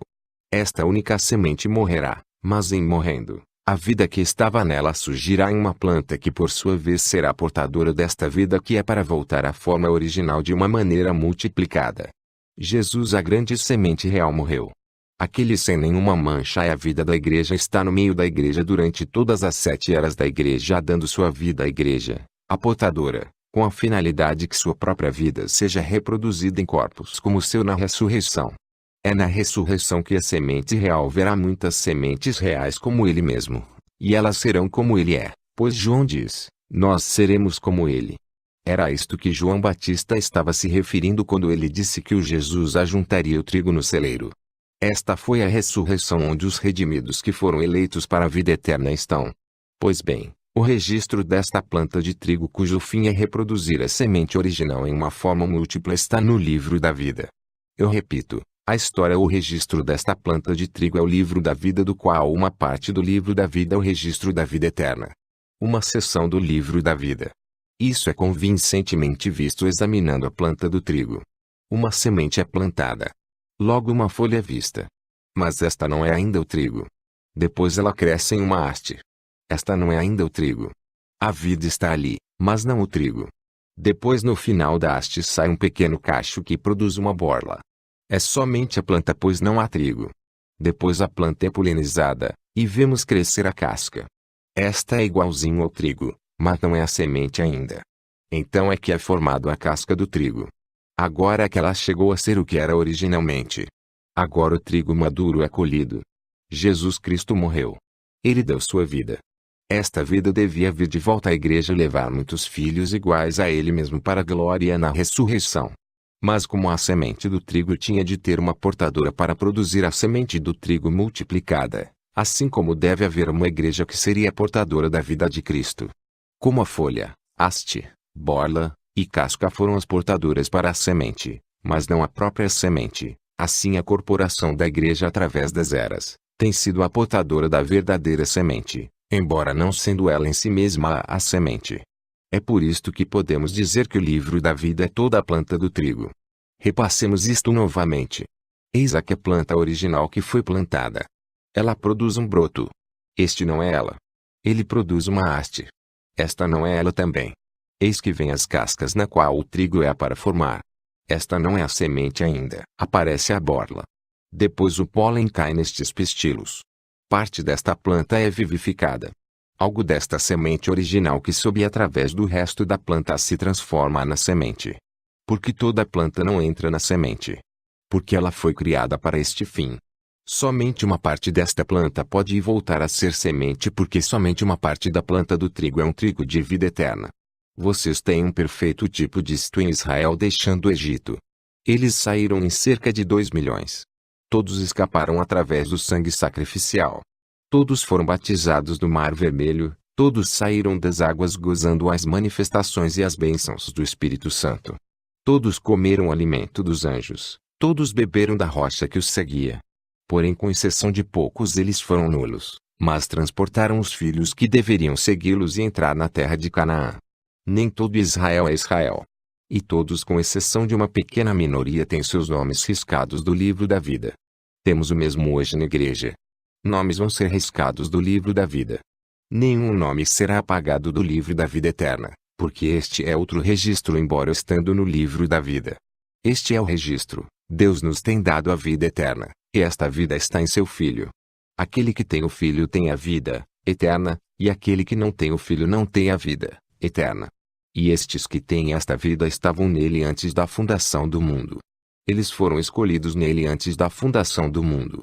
Esta grande semente real, Jesus Cristo, foi plantada, ele morreu, e esta vida que estava nele ressurgiu através da planta do trigo e está reproduzindo-se a si mesma em multidões de sementes de trigo tendo a mesma vida nelas, e sendo iguais à original porque pelo Espírito elas são originais.